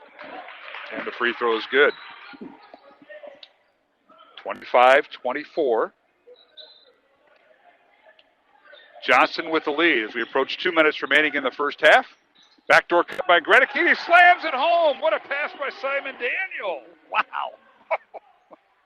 Jack Gregory with 7 points. And Maroons retake the lead, 26-25. Johnston with the ball. Left to right in front of us here at the Dowling Gym. Final regular season girl-boy doubleheader tonight. A corner three by the Dragons, no good by Mason Ryan off the bench. Weak side rebound, put back by Kramer's no good, and Gregory with the rebound gets it to Lynch. Yeah, another rebound by Johnston, but just couldn't take advantage. Dowling by 1 and the basketball. Minute 25 remaining. We've got a whistle and a foul away from the action. It'll be on Johnston apparently. They're going to whistle the foul on Stephen Kramer. That'll be his second. Yeah, I didn't really see the action. The referee is trying to explain it to Coach Frick now, but I didn't see much there. It was away from the ball. It wasn't on the ball. Yeah, only the 15th that foul for Johnston, though. Dowling, 9. You got another one to give. Renzo inbounds the ball from the sideline across from us. Here's Riedel with it. Dribble handoff goes to Simon Daniel. Back to Riedel on the right side. Dribbles in the lane. Spins and turns and shoots. Leaves it short and a rebound Johnston and Stephen Kramer. Pretty the good guard look. on offense and a defense, he plays the post. Yeah. Here's Runyon with it. Kicks it out to Kramer. In the corner it goes to Ryan for three. Mason Ryan misses a three. It's no good. Ball slapped around. This might go off Simon Daniel, and it did. And another offensive possession here for Johnston after Dowling does a great job of forcing a three from deep. Johnston's not able to hit, but Dowling can't corral the rebound. So Mason Ryan will check out, 6-foot junior. He's replaced by Max Rocky, the 6'7" senior. So the Dragons get their post player back in with this possession. 50 seconds remaining in the half. Not that Rocky's in foul trouble. He has none here in the first half. But Coach Frick wants to get his big guy in there for this possession. Trey Lewis also back in there. He'll launch the three, top of the key. It rolls through. It's short and it bounced through. And that was deep. That's a couple feet out. 8th point for Trey Lewis. And it's 28-26. Johnston with the lead. The Maroons will try to hold for one. Possession arrow favors Dowling. Both teams have 4 timeouts each at their disposal. And the Dragons have a foul to give. They only have 5 team fouls. So we'll see if they use that to their advantage. There's Riedel dribbling into a double team. The ball slapped out of bounds. And Reed Grant thought it was off a Dowling hand of Riedel. They're going to get Riggs in here with 8 seconds to go. Offense, defense. Yeah, Riggs has just got to be careful. Playing with 3 fouls. Cannot pick up another foul here, like a cheap one over the back or going into a player with an offensive charge. Our halftime guest will be Audrey Faber, Dowling assistant girls basketball coach. As the Maroons inbound the ball, not stolen away. Down court goes Reed Grant, and he lays it in. And the Dragons now have taken a 4-point lead at halftime. As Grant scores his 8 points, and Johnston now leading Dowling 30-26 as things kind of fell off the handle there. That's just fantastic defense by Johnston. The tip, the steal, and then the presence of mind by Grant to know where the clock was and to score at the end of the half.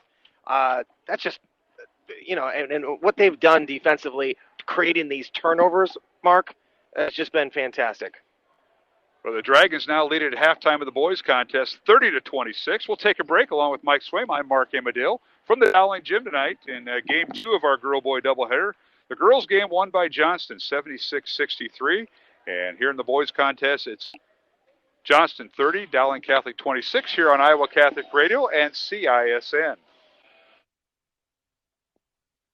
Thank you, construction professionals, for underwriting our show, Man Up.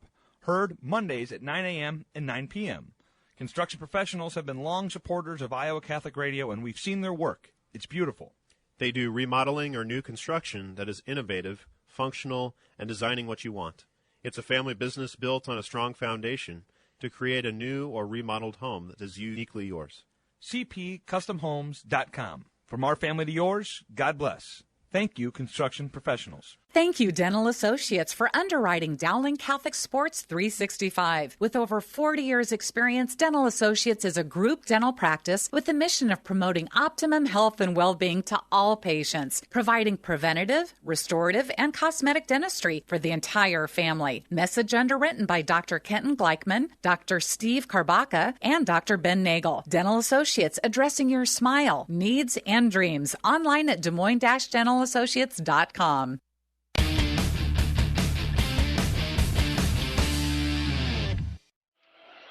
And we're back here at the Dowling Gym, halftime of the boys contest, and it's Johnston leading Dowling 30-26. But what a game we had in game one of our girl-boy doubleheader, as Johnston defeated Dowling 76-63 in the girls contest. Now joined by assistant coach for the first time this year, and that is Audrey Faber. Coach Faber, I remember it was player Faber back for so many years, and what a run you had. The best memory I had was, besides the state tournament, state title, was the game at Southeast Polk. And we kind of talked, I said, where was that spot at, Coach, that you hit it at Southeast Polk to win the game overtime? It was the right wing corner, I think. Corner. Yeah. Yeah, that was a wild game. That was a fun one. It was fun being back at Southeast Polk and kind of reliving that a little bit. And then you go off to college, go to Creighton, play in the Big East. You're on the East Coast a lot, and then you probably had a few more memories made there. Yeah. But you're back, got out of college, but you and your sister Haley living here. Your mom and dad bailed on you. They live in Omaha. Yeah, they're still in Omaha. What the Yeah, heck? I know. Your dad and mom came back, I think it was at the Southeast Polk game. Yep. To watch your little brother. Who was playing? Somebody. Colin. Colin Clark. That's Caitlin's right. little brother, yep. Your cousin. Yep. That's right. I keep forgetting about that. He's I still know. there. There's so many. I know. Well, Audrey, back at Dowling, on the coaching staff. What do you think? How about this group? I know. I love this group. I mean, they compete. We're putting ourselves in a lot of games, which you love to see. Our defense is really strong, and I mean, they just work hard every day, and I mean, you can't ask for anything else. You know, the 80 Centennial game Tuesday night, and Coach DeYoung is a defensive guru, one of the head coaches around Central Iowa and the state. You knew it was going to be low scoring, but tonight you saw Dowling kind of fight through that because Josh can do that too. But all of a sudden, you get them down, you get it tied, and they knock down threes and twos from players that haven't scored, and they are so deep. Yeah, they're a very deep team, and I mean, obviously that's a big concern when you play them. But I mean, I thought we did a good job in the first half of attacking them, getting them in foul trouble. Lexi was good in the first half on the offensive end, and I mean, we're going to need her, especially in the postseason. Well, let's talk about that. Assistant coach at Dowling, who do you work with in practice? Because I got a feeling it has to be some of the post players. Yeah, definitely do a lot of work with Lexi. I mean, try and help whoever. I mean, whoever wants extra help. Just trying to. But I would definitely say Lexi for sure. I really like how Lauren Frericks plays. I know they play her in the post. And Gippel's kind of a combo player. She can play guard at post. She's got the moves, the up and under. Yep. I think earlier in the year we had the issue with the changing of the pivot foot. Yep. You know, getting that all figured out. I know. But it's just amazing. You have Paige Hobbs, I know you work with, and probably Gippel and Olivia Bailey, who I really like. And, you know, she's got that she's the type of gal. First of all, I think she's too nice. Right? So that's where she needs you. I know, right? You're very nice. But when you get out between the lines, things change. I know, that's right. You gotta switch your mentality a little bit out there. Well, it's got to be fun. And what made you decide to come back after graduation at Creighton? Come back and play and coach here, Audrey Faber? I mean, obviously I've just been around basketball my whole life, so I was kind of out of it for a year. Really missed it. And I mean, what better place than to just come back, right? I mean, kind of nice that they welcomed me so easily, and you know, I'm just thankful that they have welcomed me, and I've had so much fun. This group's been really fun. Obviously, I've watched some of them play with Caitlin throughout the years, but just to get to interact with them, coach them, it's been great. Speaking of your cousin, Caitlin. Yes. What a night she had. I mean, she's insane, isn't she? It's just amazing. She's putting the same numbers here at Dowling her last 4 years, and she's doing her freshman year at Iowa. Yeah. And I don't think the folks at Nebraska like her very much last night. That's 39 points, 10 rebounds, 7 assists. I know. 6 made threes, and one of them was from Kearney, Nebraska. It was. It was. Goodness. Yeah, she's so fun to watch. So awesome to see her do so well. And obviously her number one fan always. Absolutely. Yeah. We're visiting with Audrey Faber, former Dowling All-Stater, and went on to the University of Creighton, played in the Big East, now back coaching, assistant coach in the girls program. And Audrey, you got a lot of memories. Yes, I think I brought one to the table. Yeah, you the brought Southeast one. Polk double overtime Yes. win at Polk. Yeah, it's a Was that good your one. senior year? That was my senior year, yeah. Okay. You got any others you want to share from high school? And I know that you had some great teams you played. You had Yes. some great group of young ladies. Yeah. I mean, obviously, winning state, you can't beat that, right? After we lose it the year before, Yeah. I mean, that team was special. I mean, we had one goal, and that was to win state. And, I mean, obviously, that's top of the list. You can't beat that, right? I mean, that's definitely the best memory. But obviously, played with great teams, have so many other good memories, but that definitely tops the list. You know, you played for the legendary coaches Bob and Sharon Yes, Hansen. I the know that legends. their health, Sharon's health the last year or so hasn't been the best, but I know you probably maintain contact with them. And what two tremendous coaches, Hall of Fame coaches yes. to play for. Yes, obviously. And, I mean, took a lot of what I learned here and used it at the college level and stayed in contact with them, and probably should stay in contact with them a little more. Could use some coaching tips, right? I should contact them after this. Well, if you get Bob off the golf course, he might give you a couple. There. But yes, great people. Really helped me both on and off the floor. So thankful for them, and I mean, they deserve a lot of the credit. No question about it. All right, now you're going to the post. Now you're Yes. a postseason coach. Yes. The season's over. Now you got 8 days off. What are you going to work on besides knowing your opponent? And obviously that won't happen until Wednesday night. You're either going to get Prairie or Linn-Mar, I believe. one of the two Eastern Iowa schools, and you haven't played them. So what do you do for 8 days? We go back to kind of like preseason, work on individual drills. You're exactly right. Work on ourselves for a few days, and as coaches, we love that. Get in the gym, extra shots. I mean, you can't have enough practice time right now, right? It's a new season too for our girls. I mean, we just came off two pretty hard losses that we wish we would have had, but it's a new season for us, and we're going to focus on us for a few days and then get back to work on preparing. And rightly so. And, of course, getting ready. That's always a lot of fun. And, Audrey, I just appreciate everything you did here at Dowling, how you represented Central Iowa playing for Creighton. Now you're back coaching, giving back a little bit. Yeah. Maybe one day you'll move from, chair one? Well, you're next to Danner and Babinette, so now you're in chair 3. Maybe moving up a little bit. Is that a goal? I don't know. I mean, I'm having fun with it right now. I mean, that's just my main focus, but we'll see. Again, just thankful that they allowed me to come back and have this opportunity. All right, wave to the camera. Audrey Faber. Hall of Fame Audrey Faber, soon to be. Thank you for all you do. Thanks for coming back and coaching and work with these girls. Look forward to the postseason, Audrey. Yes, so do I. Thank you very much. You bet. We'll take a break, come back here on Iowa Catholic Radio and CISN. Halftime score, it's Johnston 30, Dowling 26 in the boys contest, and we'll return to the Dowling gym after these messages. Support for Iowa Catholic Radio's broadcast of Dowling Catholic sports and activities is provided by Kemin, a global ingredient manufacturer using science to transform the quality of life for 80% of the world. Kemin is on the leading edge of molecular science, manufacturing more than 500 specialty ingredients for the human and animal health and nutrition, pet food, aquaculture, nutraceutical, food technologies, crop technologies, and textile industries. Kemin strives to sustainably transform the quality of life every day for 80% of the world with their products and services. Kemin, using science to transform the world. Online at kemin.com. Thank you to Mercy One for their support of Iowa Catholic Radio. From the cardiovascular experts at the Iowa Heart Center to the pediatric services of Mercy Children's Hospital and Clinics, Mercy provides complete care for Central Iowa's adults and children with more than 50 primary care and specialty clinics in the Des Moines area. Find a convenient Mercy One location near you. Online at mercydesmoines.org.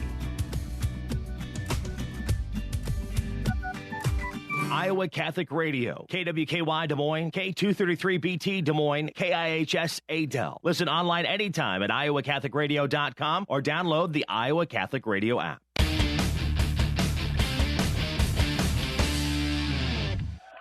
And we're back here at the Dowling gym, underway here in the second half, and a shot up and good by Johnston after taking the basketball away from Dowling. They score in transition, and the Dragons up by 6, 32-26.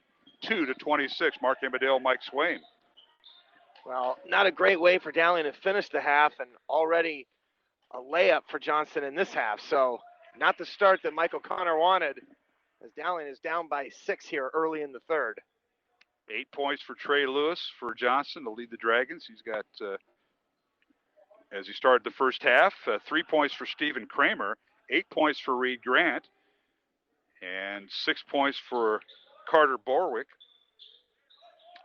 and 5 points for Max Rocky. These are all the Johnston players. Now here's Riggs. Ryan Riggs playing with 3 first-half foul scores for the Maroons. That was a really nice jump hook over Rocky. I thought Rocky played that perfect, but better offense that time by Riggs. Johnston with the basketball, leading 32-28, just underway here in the third quarter. A long three by Lewis off the back iron, no good. Riggs with the rebound. My goodness, he launched that. Good box out that time by Riggs. And that was deep, Mark.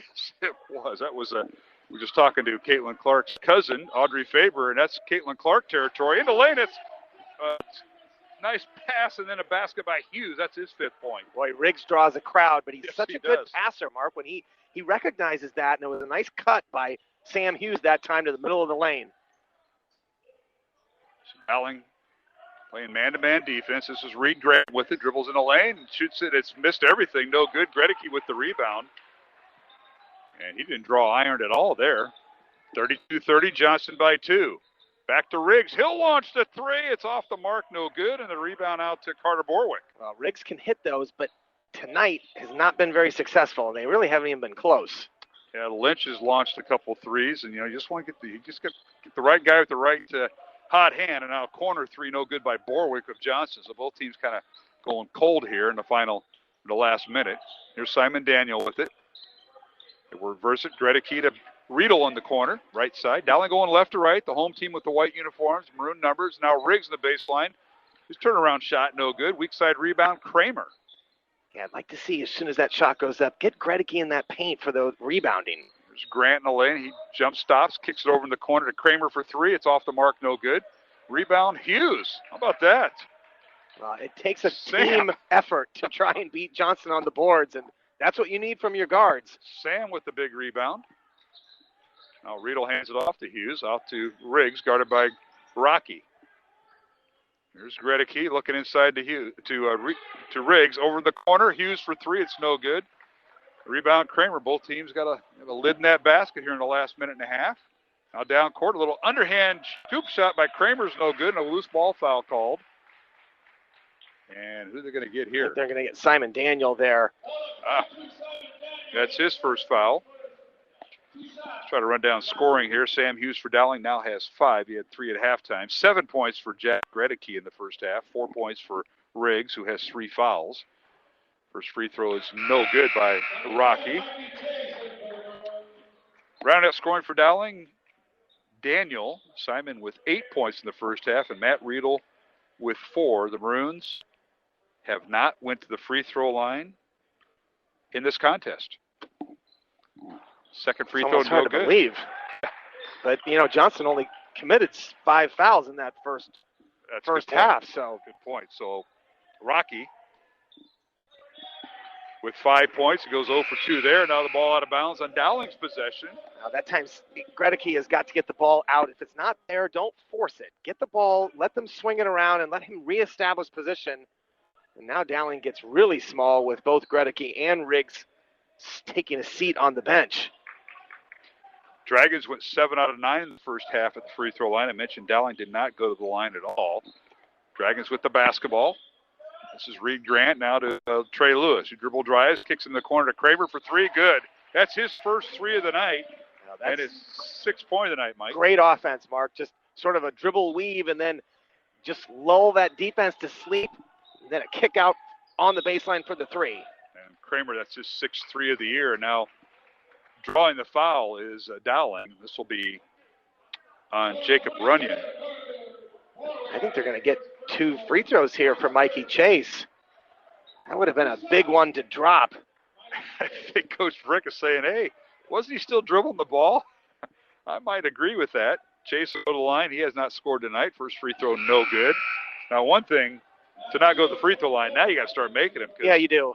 Johnston's already attempted 9. Well, you just have to take advantage of opportunities when you can get them, and free throws are not something Dowling can afford to miss. Second free throw good by Mikey Chase. Congratulations to him. He's going to play golf at Holy Cross in Notre Dame, Indiana. Congratulations to Mikey. Signed a national letter of intent with that. All right, Dowling pressure in the backcourt, and they draw the foul. Johnston breaks it, and I think Moses is going to be whistled for his third. Now, Dowling and Coach O'Connor wanted to travel on that, but referees are saying that the contact happened before the walk. Check that. That's his fourth foul. 35-31 Johnston. 4 minutes remaining, third quarter here in this boys contest. Johnston girls defeated Dowling in game 1, 76-63. Dragons with the basketball. Here's Reed Graham. Jump stops in the lane, spins, kicks it back out. This is Kramer with it. He has a shot blocked by Moses with 4 fouls. Runs in transition. Mikey Chase kicks it back to Moses. Now, this is where Dowling's got to be patient, Mark. You get a good stop, you need a good shot here on the other end. Here's Hughes with it. Backdoor cut, Chase underneath to Lynch. Andrew with it, and a reach-in foul called on Rocky. And that'll be Max's first. Would have liked to see Lynch, when he caught that, Mark, go right up for the shot. Said he put the ball on the floor, and the defense is able to come in and swat at that. Riggs will go back in. Lynch will sit down for the Maroons. So it'll be Mikey Chase, Sam Hughes, the 2 guards, with Riedel, Riggs, and Jalen Moses. They lob it into Riggs. He turns, spins against Rocky. Shot off the glass, good. Strong move by Riggs right against the big guy, Rocky. He's got such great touch. If he catches there, Mark, it's almost indefensible. You can't do anything about it. 6 points for Riggs. And now a left-handed shot, no good, missed everything by Reed Grant of Johnston. Rebound Dowling. Riedel in transition. His layup is good. Matt Riedel with his 6th point of the night. We're tied at 35 with 3 minutes left in the third quarter here, Mike Swain. That's a great take. And so far, Dowling's done it on the defensive end here, Mark. Here's Borwick in the corner for 3 by Kramer. It's no good. Weak side rebound, Rocky. And a whistle and a foul on Dowling. Yeah, and see, those fouls start to add up, Mark. So that's going to be the 3rd team foul on Dowling. And, all of a sudden we get Johnston into a one-on-one in the 4th quarter. And those are the kind of reach-ins you can't have. Chase with his 2nd. Tied at 35. Johnston will inbound the ball. Rocky setting the screen for Grant, and they finally throw it into Rocky to Trey Lewis, who's back in. Trey dribbles down the lane, kicks it back out. Tied at 35, Dowling and Johnston. Oh, that's a walk. Yep, traveling called on Stephen Kramer, who wanted to attack the glass and traveled. And Coach O'Connor really using time and score here with Riggs coming back in. Anytime you can get Riggs out on the defensive end, get him out, protect him. Now a stop and play. Let's get our big guy down there in the paint. Well, the Dowling assistant coaches are all behind that. Jimmy Nahas does that substitution. You just got to get the head coach's attention. You've had to go through that a few times. Every once in a while. Moses with it now in the corner to Hughes. They work it in the left block to Riggs. He has no angle to basket, and he traveled. Ryan turned, and he had no angle, Mike. Yeah, it was great defense by Johnston on that help side, and resulted in the travel, and now Riggs back to the benchmark with 2:23 to go. Let's not pick up another foul. It's offense, defense for Dowling. Riggs out and Lynch back in. All right, here's Johnston with Kramer, guarded by Lynch. They swing it over to the left side to Grant. Grant works the right side against Simon Daniel. He draws the foul. The call on Simon on the floor, out of bounds to Johnston. And on Simon, that will be foul number 2. Well, I think Reed Grant has had a really nice game tonight, Mark. He's tough when he puts that ball on the floor. He also shows that he can hit the 3 by a couple in the first half. Grant inbounds the ball to his running mate, Stephen Kramer, who works against Riedel. Backs in. Shot inside the lane. No good. Jalen Moses above the rim for the rebound. Great rebound by Moses. And how about the defense by Riedel? Not to foul that time, but influence that shot. Jalen Moses is 6'9", hauls it in, and Dowling in the front court. Here's Hughes coming off a ball screen by Lynch. Dribbles left side. Guarded by Lewis. Over to Moses for 3. It's good! Wow. Right over Kramer does Moses hit it. That was a contested 3, and Moses just drained it with the hand in his face. Dowling by 3 with 1:30 remaining here in the third quarter. Dowling 38, Johnston 35. Dragons come in 4th ranked. Moses picks up the foul. Yeah. 5th foul. He just fouled out. Already. So he fouls out with 1:27 remaining in the third quarter. Moses fouls out for Dowling. Wow. And 5 team fouls for the Dowling Maroons as well. All right, Johnson inbounds the ball and a whistle and a foul on Rocky. They'll get Lynch for the foul here. Yeah, and almost nothing you could do. Rocky was going to score a layup, and Lynch did everything he could just to keep it from scoring. Well-designed play by the Johnston coaching staff. Brian Frick in his second year, Andy Woodley and Josh Kennedy sitting there on the bench. Now here's Lewis. He's double teamed. Now they wanted to trap him. They finally got it out to Carter Borwerk, who's back in. Now a corner three, up and good. And a timeout, Johnston. As a three-pointer by Reed Grant, this will be a 30-second timeout. And for Grant, his 11th point of the night. And it's tied at 38 with 70 seconds remaining here in the third quarter. And a timeout, Johnston. We'll keep it here, Mike. Well, Dowling immediately gets Ryan Riggs off that bench for the rest of this minute 10 here, as Dowling will be on offense. And I would expect that ball needs to go inside, is what Coach O'Connor is talking about. You want that either into Riggs' hands on the block, or Simon Daniel or Matt Riedel driving to that basket. Tonight's game on Iowa Catholic Radio, brought to you in part by our good friends at Ashworth Vision Clinic, Construction Professionals, and Dental Associates. Alongside Mike Swaim, I'm Mark Amadale. Jeff Piggott is our studio producer tonight on Iowa Catholic Radio. And we want to thank the folks here at CISN, their staff. Their producer is Devin Taylor. And the guy operating the camera down there is Jeff Stark. We thank them. Of course, Pete Tarpey and the folks at CISN as we work together, simulcasting tonight's game, Johnston at Dowling, the rematch. Dragons won the first meeting 58-43 back on January 16th. And Dowling leads here. Riggs in the lane, who's back in. His shot is no good. There was a lot of contact before Riggs got that ball. No call. And I'm really surprised that there was no foul on Rocky there, trying to keep Riggs from getting that ball. Tied at 38. Final 30 seconds of the third quarter. Possession arrow favors Johnston. Now Lewis for a deep three. It's no good. Rocky with inside position on Gregory. Slaps around. His shot's no good. And a rebound, Dowling and Riedel with 20 seconds remaining. Maroons got a break there. Yeah, you are not going to find Rocky miss that much. That was wide open, and he just a little too hard off that glass. Love to look at that replay on his inside position on that rebound by Rocky. And now Riedel uncontested to the layup, plays it in, and scores. Riedel with his 8th point. And we got a backcourt foul on Riedel as the Maroons pressure the ball. And that's just awful, because there was only 1 second to go, Mark, and now Johnston is going to go down and shoot free throws to be able to tie this game. With 1 second remaining, the Dragons will have a 1-and-1, and that'll be Reed Grant at the line. Grant tonight with 11 points. This is his first free throw attempts. First one is good. Grant, a 63% free throw shooter on the year. He's knocked down 3 threes tonight, so he's got 18 on the year. Second free throw by Grant, the 6'3 senior, is up and good. He's got 13 points. Dowling will inbound the ball with 1 second. And they get it to Hughes. He'll launch it at the horn, and it hits the rim, and it's no good. So we've come to the end of the third quarter with the score. Dowling Catholic 40, Johnston 40. Along with Mike Swaim, I'm Mark Amadale. We're back with the fourth quarter from the Dowling Gym here on Iowa Catholic Radio and CISN. Support for Iowa Catholic Radio and Dowling Catholic Sports is provided in part by Ashworth Vision Clinic. With 2 licensed optometrists, Barbara Sheets, a Dowling graduate, and Dr. Craig Harper, the Ashworth Vision Clinic team provides complete eye exams, contact lenses, glasses, glaucoma testing, and pre- and post-operative care. Ashworth Vision Clinic is located at 60th and Ashworth in West Des Moines. 515-440-4610 or online, ashworthvision.com.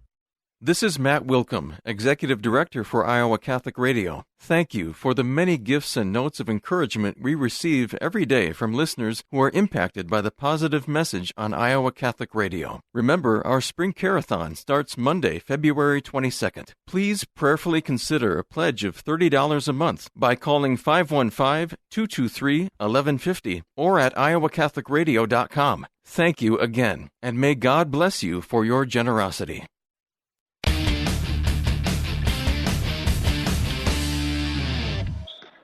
Hey, we're back here at the Dowling Gym alongside Mike Swaim. I'm Mark Amadale. What an exciting finish we have in store here. Johnston and Dowling tied at 40. Start of the fourth quarter. Johnston with the ball. And Lewis tried to hit Rocky with the backdoor cut. It's stolen away by Dowling. design that time, but really hard pass to handle from Trey Lewis. And so now Gregory for three in the corner, rolls off the rim, no good. Rocky with the rebound for Johnston. As Dowling outscored Johnston that time in the third quarter, 14-10, and now a runner in the lane. It's no good by Rocky, and rebound Jack Gregory and Dowling. Maroons dribble in the front court. Here's Riedel with it, gets to Gregory, and they're going to call a whistle and a foul on the Dragons. This might be on Kramer, we'll see. And it is. Stephen Kramer with his third foul for Johnston.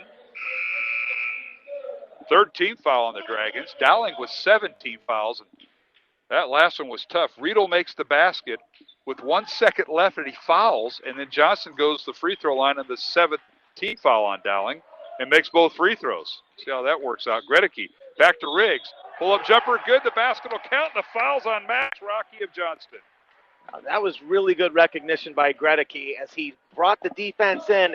Just a little dump-off pass to Riggs down on that block. And then, again, once Riggs gets that ball on the block mark, he is tough to stop. Riggs with his 8-point. The assist to Gregory, and the free throw is good. 9 points for Brian Riggs, who's battled foul trouble. He had 3 fouls in the first half and has fortunately kept that away here in the second half. And now a little give and go. Nice penetration by Reed Grant, and he finds Carter Borwick for the basket. Borwick with his 8th point.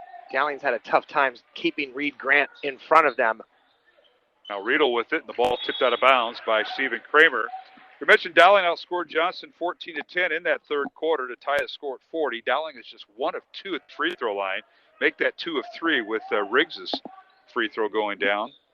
And Johnston 9 of 13. Waukee girls will win tonight, 49-46 over Southeast Polk in game 1. Well, that's a nice post up by Matt Riedel that time. Good recognition by Gregory, and Matt with a tough post up move over Reed Grant. 10 points now for Riedel. And Dowling's lead is now 3, 45-42, 6.5 minutes left. Corner 3 is no good by Carter Borwick. Rebound Riggs and Dowling. Maroons in transition. Gregory on the baseline.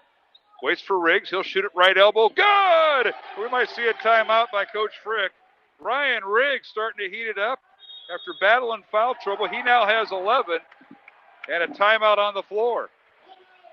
Well, I got a little nervous, Mark, with that long pass that Riedel made to Gregory. I'm like, what is he going to do with it? But he finds his teammate.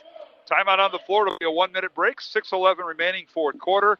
And it's Dowling 47, Johnston 42. And we'll be back in 1 minute here on Iowa Catholic Radio and CISN. Thank you, construction professionals, for underwriting our show, Man Up, heard Mondays at 9 a.m. and 9 p.m. Construction professionals have been long supporters of Iowa Catholic Radio, and we've seen their work. It's beautiful.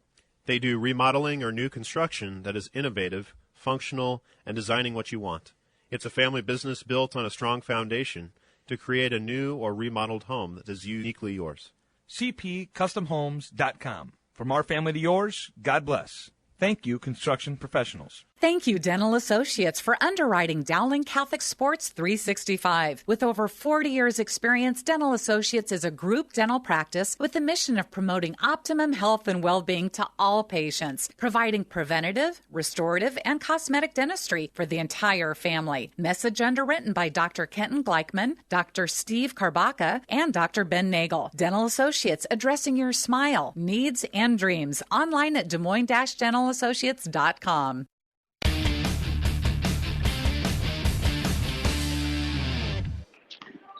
Hey, we're back here at the Dowling Gym. The Maroons lead 47-42, and a three-pointer up and good by the Dragons. Reed Grant, just a great shot. Hasn't hit one in this half yet. 16 points tonight for Grant. He had 2 threes in the first half. It's 47-45 Dowling. Maroons trying to hang on and split the season series with the 4th-ranked Johnston Dragons. Now we got traveling on the Maroons. Yeah, Riggs caught that and just shuffled his feet before he put the ball on the floor. Good call by the officials.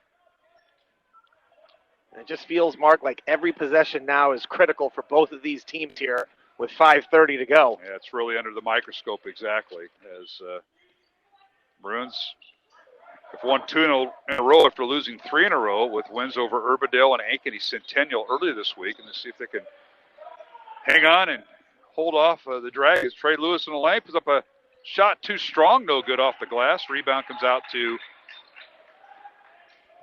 Dowling with 5:10 remaining here in the fourth quarter. Maroons hanging on to a 2-point lead in the basketball. Here's Riggs with it. Over to Riedel. Matt coming off a ball screen by Riggs. Gets it back to Riggs. Lobs it inside. And he draws the foul. I think they were going to try for the angle for the alley-oop, and that didn't work. And a foul called on Stephen Kramer. Yeah, I'm a little surprised. I thought that was on the shot, but they are calling that on the floor. So Dowling will inbound the ball. That's a 4th foul on Kramer here, Mike.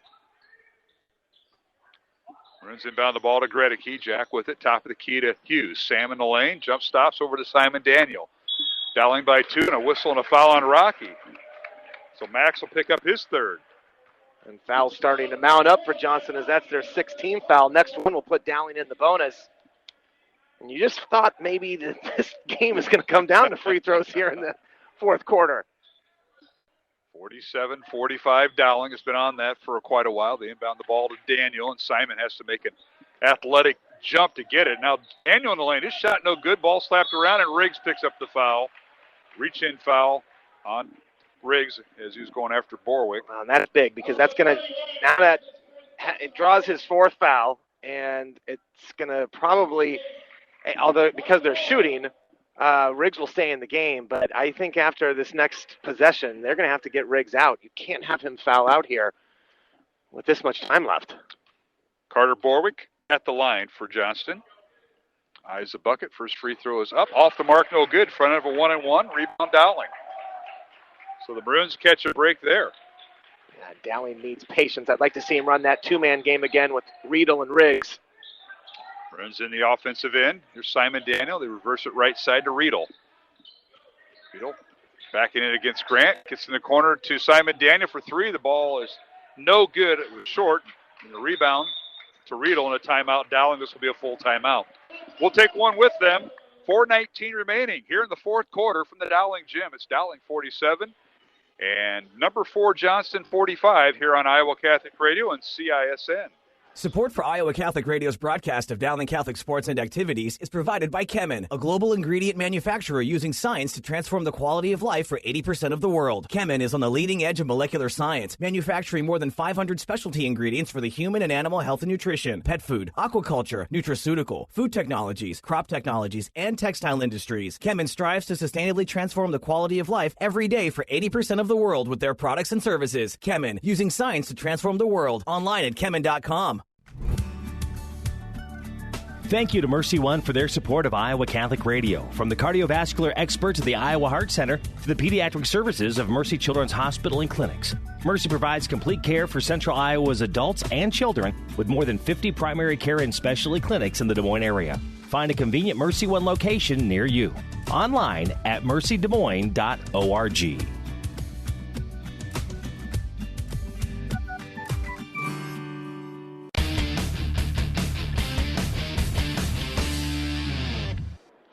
And we're back here at the Dowling Gym. Mark Amadale alongside Mike Swaim out of the Dowling timeout.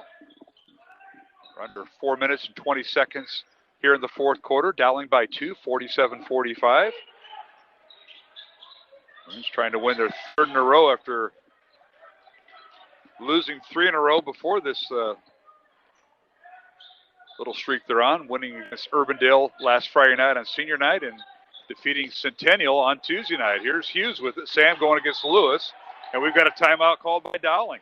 Now, Coach O'Connor did not like how offense was going that way, and I don't blame him. There was a lot of pressure. You do not want to turn the ball over at that point. Dowling had 3 timeouts, so this is their 2nd timeout. Although they have 2 timeouts left, Mark. So sometimes you just get that feel. You can feel something bad coming, and Coach O'Connor was, let's get a timeout. Well, that's each possession is so important, Mike, as you know, and it certainly has come down to that here in this fourth quarter.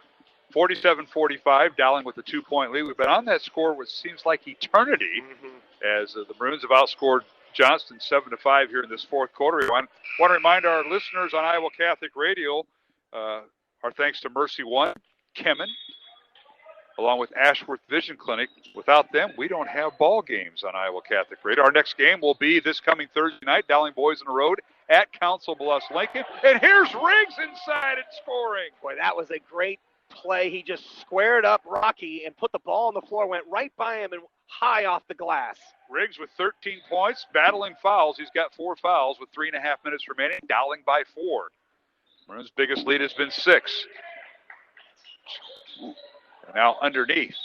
The shot goes out of bounds. It'll be Johnston basketball. Yeah, and they're going to get Riggs out now with Johnston having this possession.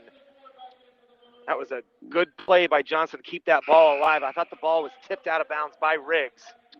Stand corrected. Dowling's largest lead is right now at 4 points in the game.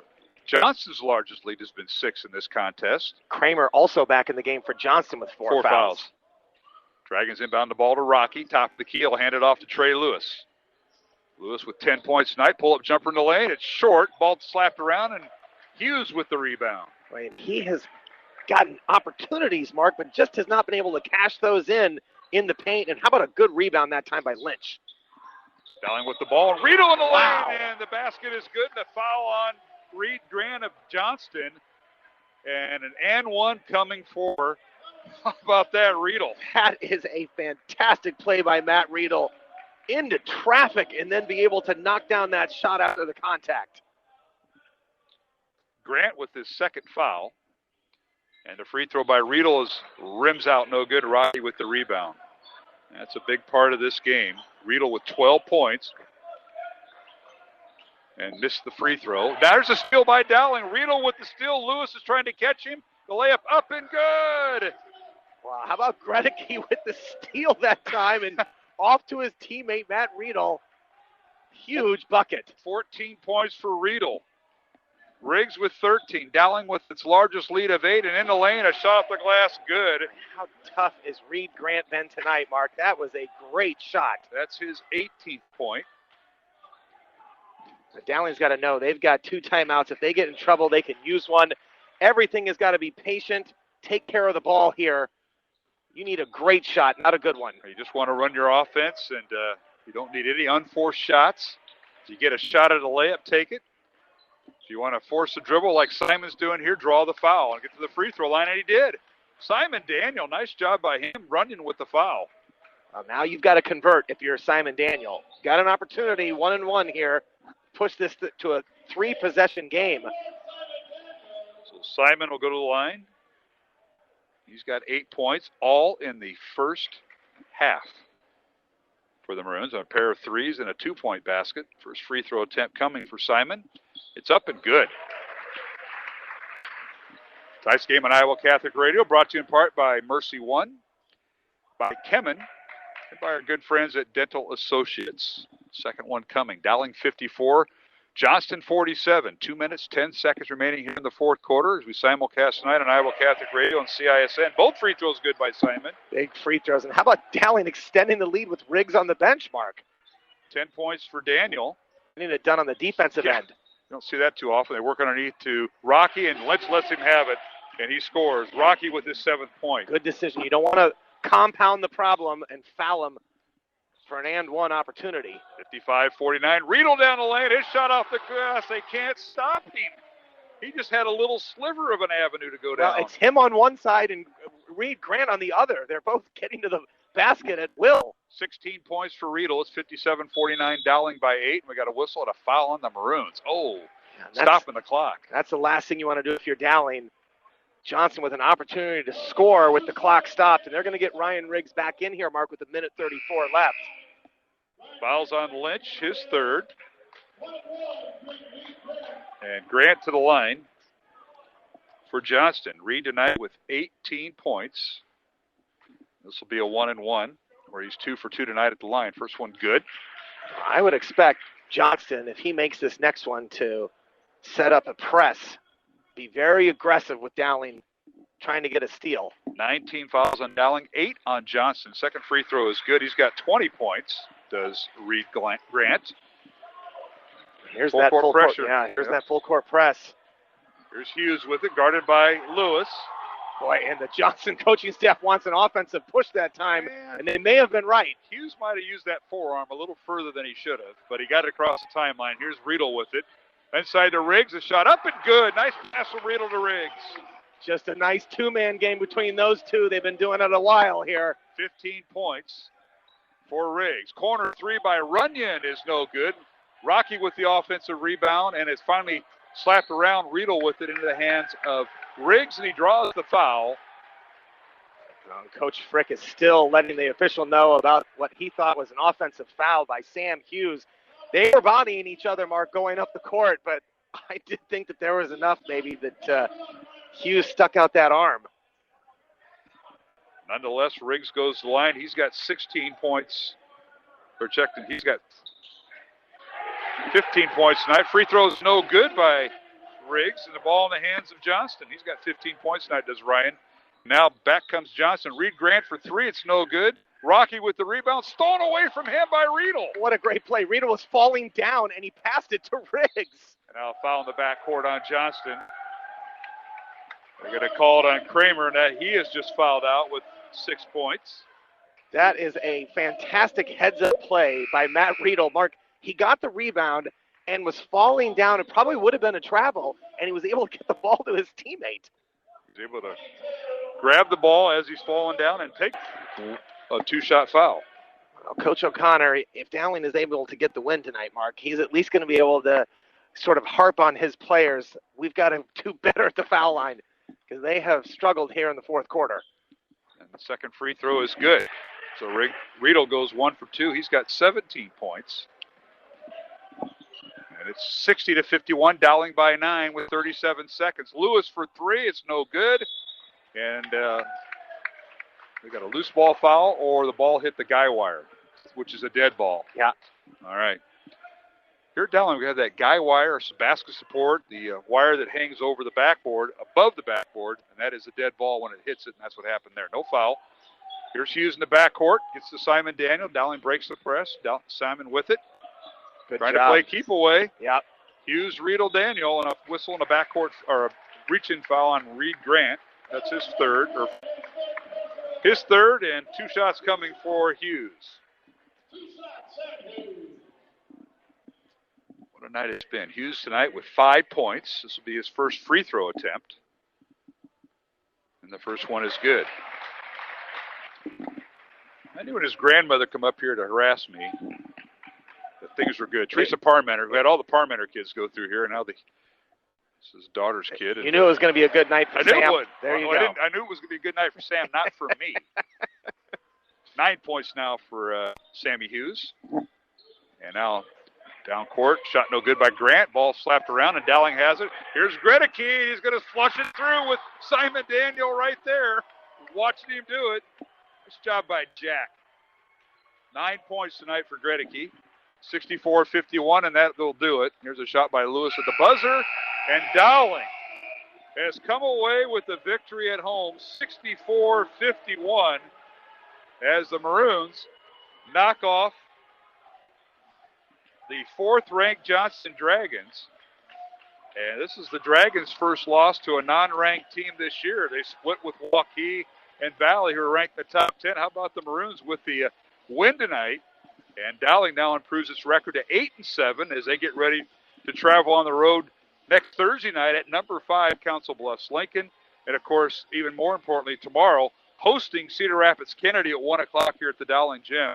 Kennedy winning 8 in a row, and they come in with a record of 12-6. But you hang your hat on this win tonight, Mike Swain, for the Maroons. Mark, we saw glimpses of this Dowling team against Southeast Polk when they lost in overtime. And they started to put it together. We saw the offense come together. And then you follow that up with wins against Centennial. You follow it up again with a win here. 2 ranked teams coming into this gym and getting beat. Dowling is playing with a lot of confidence. And if you're the coaching staff and these players, you just want to keep this going. I mean, there's momentum. You can feel it. And there was a lot of confidence when this thing was 40-40, Mark, in the fourth quarter. To start the fourth quarter, there was no panic. And we mentioned Dowling needed this game in the 50s and 60s. You look up at that scoreboard, 64-51. it was just a great offensive performance. And how about some of the stops in the fourth quarter that Dowling was able to get. So I'm just really impressed by how Dowling is playing right now, Mark. They're just on a roll, and you just want to keep this thing going as long as you can right into sub-state. So the Maroons outscored Johnston 24-11 here in the fourth quarter to win it 64-51, handing the Dragons their third loss of the year as Johnston falls to 8-3. Dowling improves to 8-7.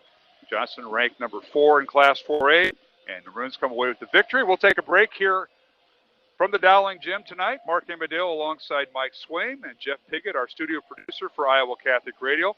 And our thanks to our fine folks from CISN, Devin Taylor, our producer here on site here at Dowling, Jeff Stark, our cameraman, and of course Pete Tarpey heads the group from CISN. Final score, we'll come back with the statistics with Mike Swaim, and we'll go back through the keys of the game. Final score, Dowling 64, Johnston 51 in the boys contest, and it was the Johnston girls defeating Dowling Catholic 76-63 in the girls contest.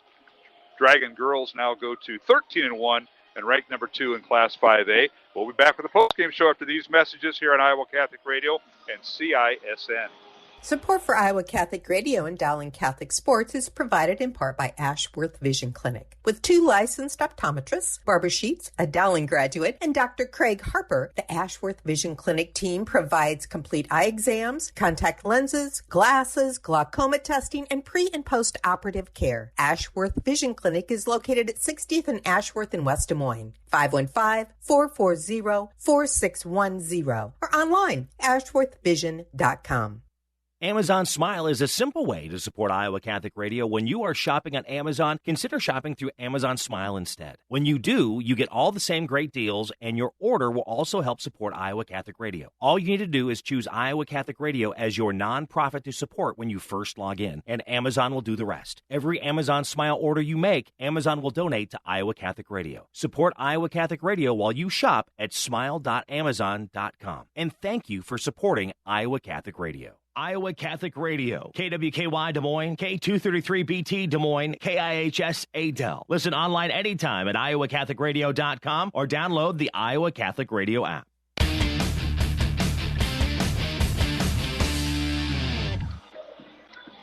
And welcome back to the Dowling Gym. Final score tonight in the boys contest, Dowling 64, Johnston 51. Along with Mike Swaim, Mark Amadale. What a contest we saw. We were tied at 40. Going into the fourth quarter, and Dowling puts up 24. They outscore Johnston 24-11. They get back in the free throw game as the Maroons went, 6 of 9 in that fourth quarter to seal the deal. But what a night by the Maroons. They put together 3 straight games. The Urbandale win, the win over Centennial on Tuesday, and now tonight getting the Johnston Dragons, the 4th-ranked team in the state. And congratulations to Michael Connor and the coaching staff. Hard-fought win over a very tough team, Mike Swaim. What they did, Mark, early on in that first quarter, there were a lot of turnovers. Dowling got that under control, and they started to limit those. And in the second half, I'm trying to think of, weren't many turnovers that Dowling had in that second half. And then they did a fantastic job on the boards against this really good rebounding team of Johnston, holding Johnston to only 1 shot and out. And then on the other end, creating some opportunities. And then how about the 2-man game between Matt Riedel and Ryan Riggs and just how they were able to work with each other, getting some of those baskets. I just thought it was fantastic. This shooting percentage had to just be off the charts in that fourth quarter for Dowling. They hardly missed.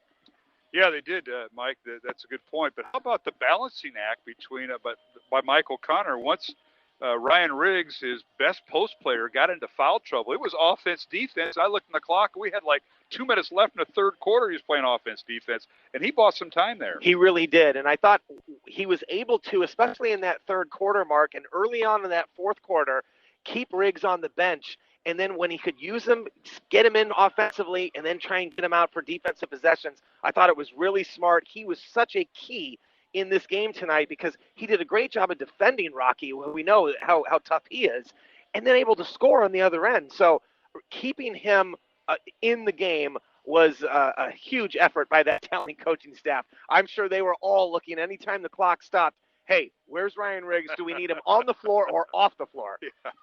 Final score, Dowling 64, Johnston 51, along with Mike Swain. I'm Mark Amadale. Thanks for tuning in tonight as we simulcast on Iowa Catholic Radio and CISN. Our thanks to Pete Tarpey and the CISN folks. And let's take a look at scoring, Mike, before we wrap this up. For the visitors from Johnston, as the Dragons fall with their third loss, they're now 8-3 on the season.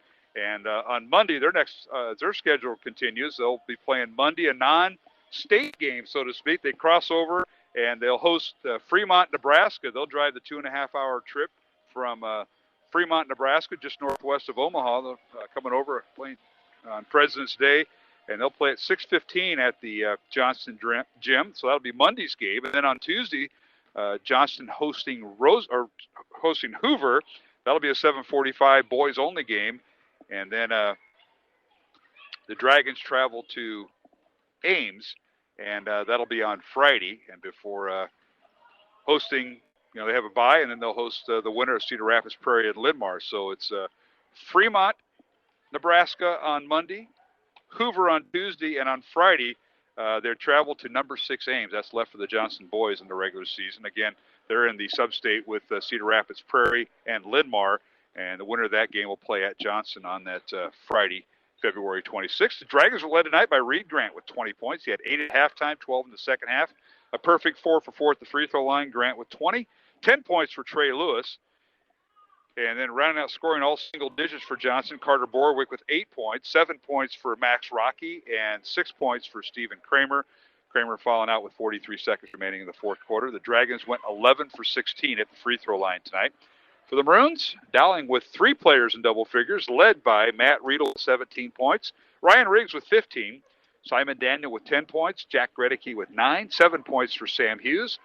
Off the bench, Jalen Moses with 3 points, but he fouled out with 1:27 left in the third quarter, and Mikey Chase off the bench with 1 point. Dowling finishing 7 for 11 at the free throw line. They were just 1 of 2 going into the fourth quarter before going to the line in the fourth quarter and went 6 for 9. As Johnston jumped out to a 15-9 first quarter lead. Dowling outscored the Dragons 17-15 in the second quarter. Johnston led by 4 at halftime. Dowling got it tied at the end of the third quarter by outscoring Johnston 14-10. And then Maroons, with a tremendous fourth quarter, outscored Johnston 24-11 to win 64-51. Dowling improves its record to 8-7. And Swamer, well, the road continues. The next time I'll see you will be, I think, sub-state action as Dowling sub-state. Maroons will play Cedar Rapids Kennedy tomorrow, as I mentioned, at 1 o'clock, and then they travel to number 5 Council Bluffs Lincoln on Thursday of next week. I'll have the game on Iowa Catholic Radio. 6 o'clock start from Council Bluffs, and then they finish out a week from tonight at Des Moines East before getting into sub-state action. And the Maroons draw the winner of North and East here at the Dowling Gym on Friday, February 26th. Yeah, it could be one of those games where they see East back-to-back. Could be. If they play East and then East beats North, they could see that. We had an entertaining game at North yes, we did. A couple of weeks ago. It was a lot warmer back then. It was a month ago, Mike, by the way. Yeah, I'm assuming we have somebody who can go start my car for me right now, don't we? Doesn't your remote start work from here? I don't think it works from wait a second. You have your wife's card. She doesn't have remote start because you didn't get it for no, her actually, for Valentine's she's got Day. the remote start. I don't have it. That's the problem. All right, well, that'll wrap things up tonight. Mike, thanks for all you do. We'll see you in a few weeks, I guess. Sounds good, Mark. Stay warm. I will. All right. Mike Swain, my broadcast partner. That'll wrap things up from the Dowling Gym tonight. Our thanks to the CISN crew. We appreciate all they do as they've been with us all season long. And that'll wrap up everything from Iowa Catholic Radio. Again, our thanks to everybody involved. Jeff Piggott, our studio producer. Athletic director from Dowling Catholic, Tom Wilson. And, of course, all the folks